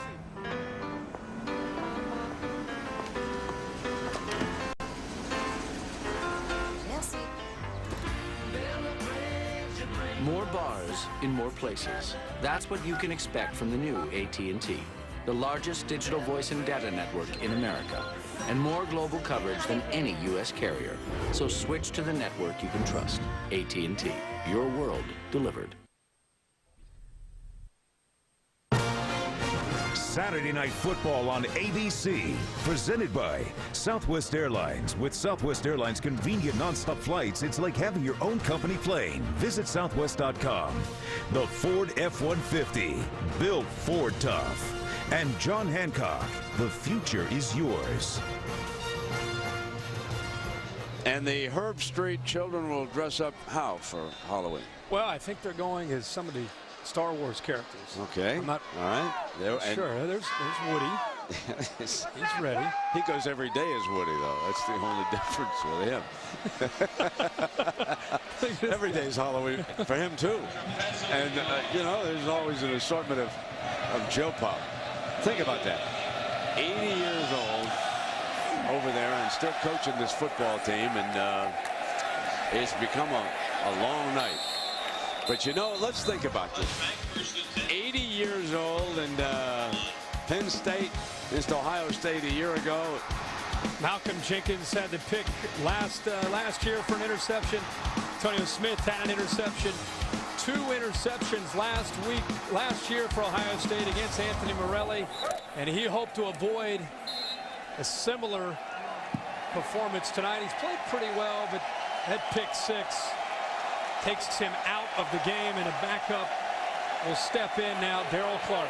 Darrell Clark a little more mobile than Morelli. And after that interception, the coaches said, we've seen enough. Dropped Deion Butler. And here is our Sports Authority timeline. Joe Paterno, he'll be 81 in December. Let's consider some other 80-year-olds. Tony Bennett, 81, still leaving his heart in San Francisco. Paul Newman, still driving fast cars. Jimmy Carter, the former United States president, still going strong. And nobody's going as strong as this dude. Does he just get younger? For good reason? He just continues to get younger. So many lines come to mind, and I'll just let them go. Second down and 10. Wanting to work next week. Let him go, baby. And we're not on the Comedy Channel tonight, but he drops it off now to Kinlaw. And so let's see. We know that Joe Pa is also within 1. And might be 2 by tonight. Jim Bowden's got Duke tonight. We make him a favorite. It's the Bear and Pop Warner. We might see Bobby Bowden next week up in Boston. Yeah, those Knowles. Matt Ryan and all that bunch, huh? We'll see what happens. Complete. And Corliss came back in bounds, and I thought I heard a whistle down there. That was, you know, that was number 97. That wasn't a whistle. That was a rim rattler down there. Let's take a look at this one. Pearl steps out. That was a close call. Hit there, and then boom! Hayward comes running in. Now that's an iron hit. Now that's an iron hit. Do that now. Literally. I mean, that's bringing the goods now on that one, isn't it? Huh? Impressive. 6'6", 285 pounds. This defense runs after the football. A lot of speed, especially in the back 7, the linebackers, and in the secondary. They can fly. There's Kinlaw. And let us go to New York and Matt Weiner. All right, Brent, you're watching one of the 5 unbeaten teams nationwide. One of them is now trailing by 10. Arizona State against Cal. Rudy Carpenter is one of the most frequently sacked quarterbacks in the country. This time, Cal separated him from the football. Cameron Jordan made points out of it, 13 yards out. Cal now leads in Tempe. It's 10-0. All right, Matt, and that's Williams picking up. Check that. That's Deion Butler, number 3, picking up the first down on that far side I was thinking about the BCS standings, and we'll get Bill Bonnell and Derek Mobley to bring that up for us after the next play. I'm sure they don't object to me doing a little producing here. Because now I'm curious if Arizona State, they were up there pretty high in the deal, and I want you to tell me where everybody's going to fall. Oh, okay. That shouldn't be a problem. What we're doing here now. We are first down and 10. Buckeyes are headed for what would be their 9th straight victory, unbeaten in the Big Ten. A couple of home games, and then the Donnybrook with Michigan. Ripped out of bounds at the 40. So here it is. Ball's live. Called it a live ball. Let's take a look at this. Pass complete to Jordan Norwood. Fumble the ball. I think maybe they're going to overrule him here. Oh, no, they're going to. We still don't have a sign either way. Recovered by Ohio State. They're definitely going to. You got to believe they're going to take a look at this. Clark gets rid of the ball, and right here, that's a fumble. Oh, blatant. Yep. Everybody kind of stopped playing. It was slow motion. It's been a long night. Yeah, but everybody. And final, Donald Washington says, "Well, if nobody wants it, I'll pick it up." And Ohio State goes right to the line to call a quick snap. That's an automatic sign to stop play and review it, usually from upstairs. There it is. Anytime an offense hurries to the line, that's like review. They feel guilty. Now we'll review the top 10. ESPN. Okay. There's really nothing to look at here. He took a couple steps. Did he catch the ball? Yeah. I mean, I don't know what. He almost took 3 steps. The crazy thing is everybody stops. The coaches want to pick the ball up themselves. It's 6 inches in front of them. You know, Kurt Coleman's played a heck of a game. We haven't given him enough credit. I mean, this is a heck of a play right here. Well, he is always coming up and making sure tackles. You look at his size, 5'10", 5'11", about 185 pounds. I think a lot of people wondered how his body would hold up this year, moving from corner to safety. Bobbled there. It wasn't on that second step. He's pretty quick. He's coming quickly out. He confirms the call on the field. First down, Ohio State. Here we go. So Coleman forces the fumble. Washington recovers it. And Maurice Wells checks in. They'll rest that ankle of Beanie Wells now for the rest of this one. 34-10, 8-11. Power I formation.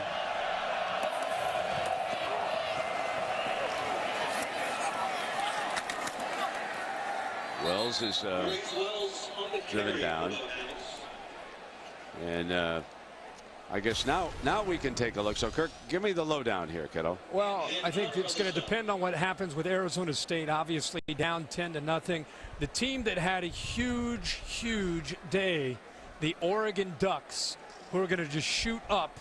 If they continue to win football games, they're going to have some quality opponents still to play that will help them in the computers. The challenge for Oregon is nobody watches Oregon play east of the Mississippi. So the message tonight is watch Dennis Dixon and the Oregon Ducks. Search all over your cable outlets to find Dennis Dixon and Oregon because they're really good. That was a big win today for them against USC. And here's Maurice Wells. He's ridden down by Lee. I think Ohio State will be at 1. I think Boston College will be at 2. I think LSU this week will be at 3. And I think Oregon has a shot, right in, depending on how the polls come out, they'll be right there with Oklahoma. If Arizona State. Yeah. If depending on what happens with Arizona State. You know, we want to welcome a new member of the family. You know, you may have noticed that Brian Mobilson is not with us tonight, not spotting. His wife, Catherine, gave birth to a young boy, and Wednesday night, I believe it was, William has joined us. All is good. Exactly. Mom's good. He's happy.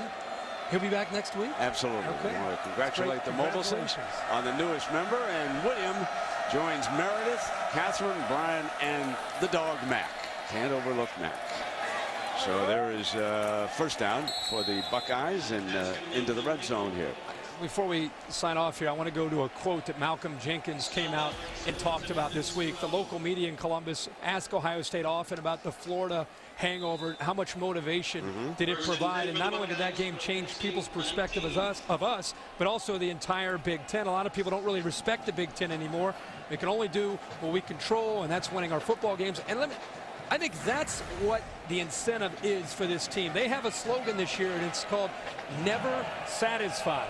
And it's all about the way the season ended against Florida. And you got to believe that that fire burning inside them goes back to that night in the desert. And you got to believe the way they played tonight, they're going to continue to play with great motivation in their last 3 games. You know, on another note regarding Jim Tressel, one of his dear friends, former coaches, Bob Packard. He was a coach for 20 years at Baldwin Wallace and longtime assistant to Jim's father, Lee.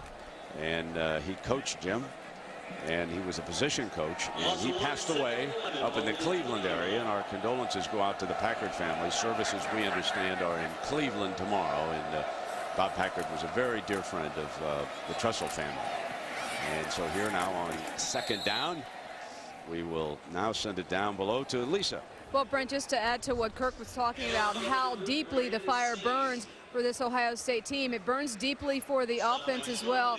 Right tackle Kirk Barton, he wears his Big Ten ring. The Big Ten ring that they give you for winning the Big Ten, he wears it every now and then, but only for one reason, and the reason is to remind him of the failure that they had last year. So winning the Big Ten, that is an achievement, but not for this Ohio State team. And you know, Lisa, I believe despite what Ohio State did tonight, and even if they're able to win their last 3 games, there still will be multiple doubters throughout the whole country. People do not believe in this team, especially in the SEC part of the world. Yep, I mean, absolutely. I am, you know what, I can understand that. Yep. I don't have any quarrel with those people. No, I really don't.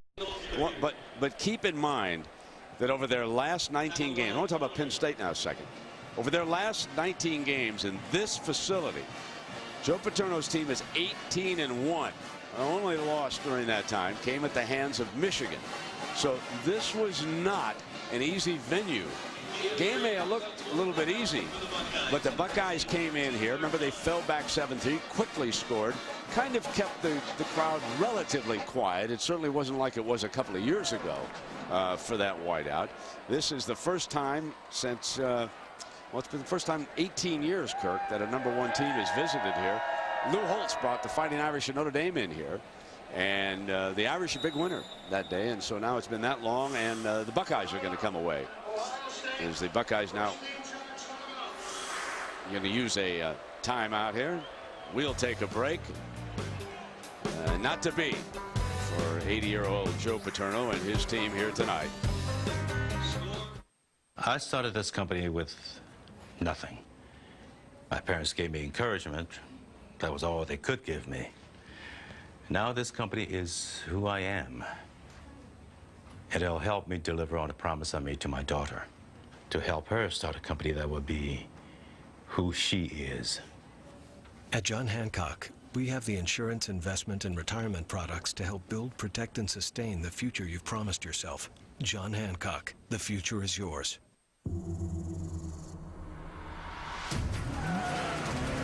The Ford F-150 has massive lower front control arms and rear shock absorbers mounted outside the frame rails, giving it the highest available payload in its class.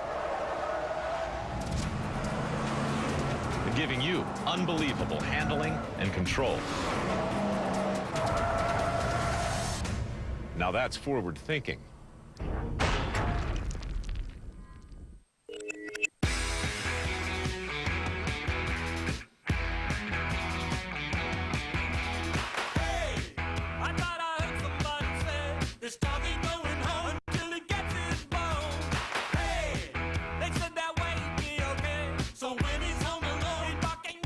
Dell XPS M1330, designed for performance. Powered by Intel Centrino Duo. Dell, yours is here.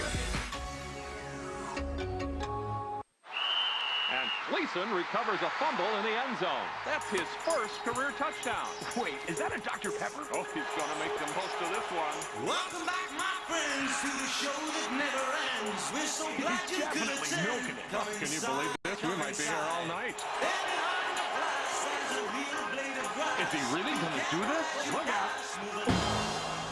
Only Dr. Pepper has 23 flavors packed into one bold taste. For those who make the most of everything. The CMA Awards, Wednesday, November 7th on ABC. Start here. So while we're away, Kirk Herbstreit said, and the punter for Ohio State has not made the field tonight. I don't think he has. And I said, he's kicked off every time after they score. They're moving the kickoff. But they haven't punted once, you're right. Yeah? Three field goal attempts and a bunch of touchdowns. Yeah, and here's the 35-yarder. Praetorius had a 50-yarder to start at night. This would give him 3 for 3 as he rips that one through, and 37-10. Jim Tressel and the Buckeyes. 3 field goals and no punts. So let's take a break. When we come back, we'll start to wrap up the last 3/3. We went around swapping people's vehicles for 1 week. We didn't tell them we were from Ford. We told them it was market research. My name is Brenda, and I came to swap my Toyota Camry for a Ford Fusion. Bye! Well, I love the grille and the lights. If I had to use one word to describe the Ford Fusion, I would say that it's stylish. I really like it. It's really elegant inside. But then again, it's also sporty from the outside, so I think it really reflects the type of person that I am. Swap your ride. Visit a Ford dealer or go to FordChallenge.com. Think it's time I told my little bro my rules to live by. Rules? Chuck, always get chili on your nachos Bel Grande. A Taco Bell classic, now topped with chili. New chili cheese nachos Bel Grande, only at Taco Bell.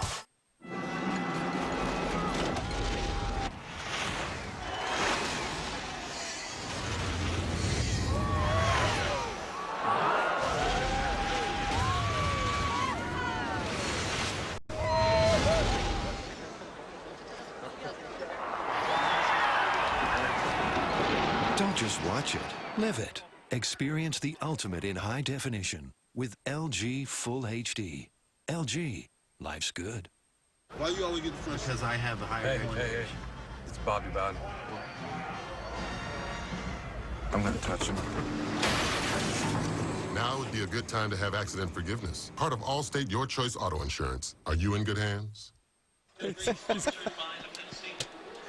Here we are back in what has become a little bit of an unhappy valley. 37-10. The Buckeyes crushing the Nittany Lions right now with 3:30 remaining here. And some of the most loyal fans in all of college football have surrendered and are headed for the exits. And you don't see that a whole lot. No. Not here. A lot of Scarlets too in the stands. Oh yeah, because and you know they brought a nice contingent over there in the end zone. I saw in the corner there. I saw Laurinaitis' father. So little animal had the big animal here, right over there. Is that the original animal, right over there? The greatest Ohio State fans are the fans that travel with the team. Very vocal and loyal. And Wallace going to try another one. Cuts the daylight. 40. Midfield. 30. Breaking for the end zone. Touchdown. A.J. Wallace from Waldorf, Maryland. Gave the Lion a little burst of energy as he goes 97 yards with the kickoff. And that'll give the Tressel gang something to work on next week. You could bet they'll review this a few times. But A.J. Wallace is a sophomore, highly touted recruit. Tom Bradley told me yesterday, he said, you know, in the last 2 weeks, I've leaned on him. I've challenged him, and he's responded. This has been the first chance tonight for him to show what he is capable of doing, but he's become very committed, much harder worker in practice and doing the little things right, and this time it pays off for him on a big return. Good speed in the open field. Yeah, wow. Indeed.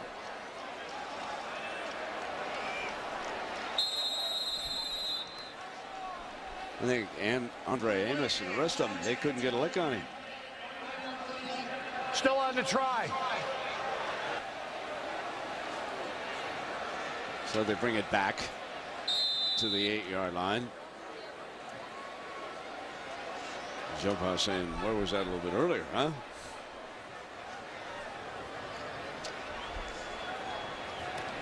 Yeah, great moment for the young man, though.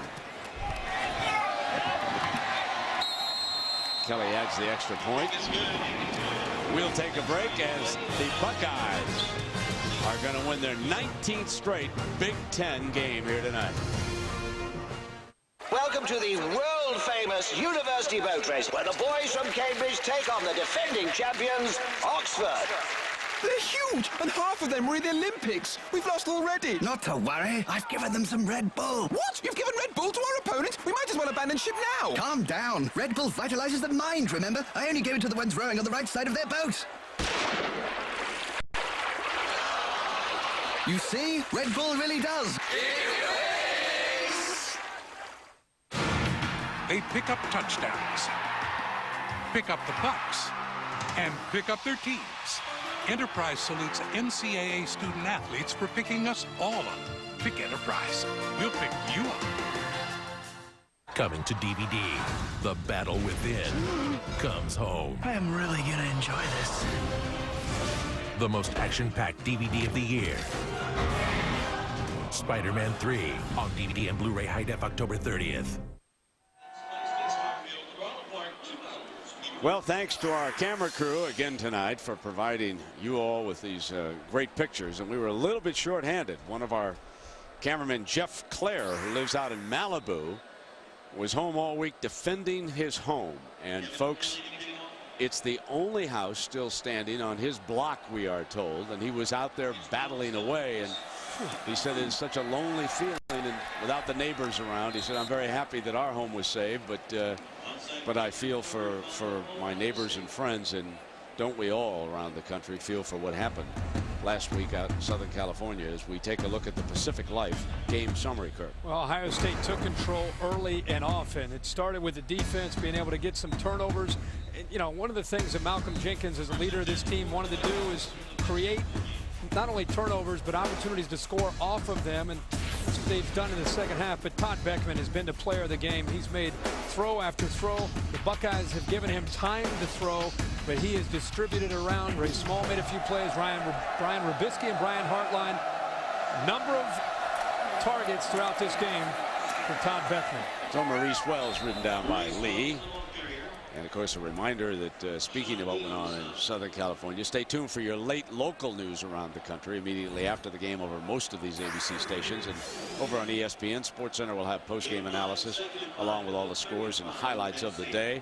Those of you who missed Oregon beating USC up in Eugene, that'll be one of the lead stories. And, of course, Kansas remaining unbeaten at Texas A&M. Texas coming back to defeat Nebraska. They'll have all those stories plus the World Series, and the Red Sox appear headed for a 3-0 stranglehold on the Colorado Rockies, and they'll have all the latest on that. Here's Maurice Wells, a couple yards short of the first down marker. Start to think about what Ohio State has remaining. We touched on it. Illinois still at home. Wisconsin at home. Two teams at a time have played some pretty good football. Got to believe Ohio State will be a favorite in both those games. And then in the year on the road against Michigan in Ann Arbor, and they don't have the conference championship game. So 3 games remaining for Ohio State. Sitting there at number 1, if they run the table, they'll get an opportunity again to get back to the national championship game. And who would have thought that when the season started? You're placing Heisman Trophy winner, a couple first-round picks. A lot of weapons off this team, and they've just picked up the pieces and continued forward with Jim Tressel.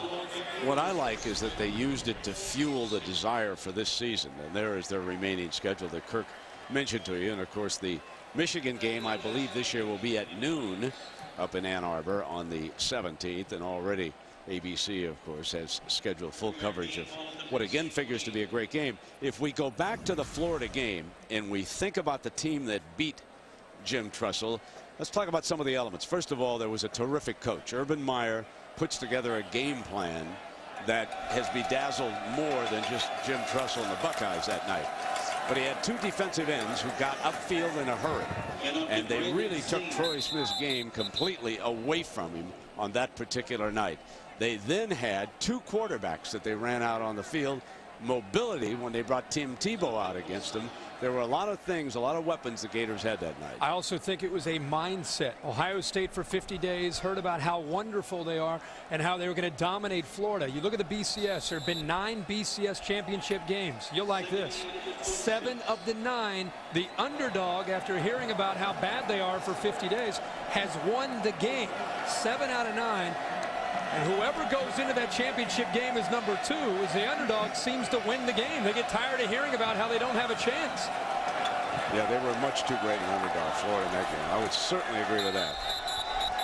Well, here are Chevrolet players of the game, and in recognition of their efforts, Chevrolet will make a $1,000 contribution to each University General Scholarship Fund. Todd Beckman, growing up as a quarterback, threw for 253 yards, 3 touchdowns, and that 1 interception. And Dan Connor. So Beckman is down below, and let's send you to Lisa. Well, Todd, before the game, Coach Tressel was saying that this was going to be a big test for you. How do you think you did? Well, we came in and handled the pressure. It was a hostile environment, and I think we played pretty well overall. And for you in this hostile environment, I mean, what was it like for you not being able to hear early on? I think the key to the game was we had to go there and get some points on the board early, and I think we did that, and we quieted the crowd down a little bit, and it worked out.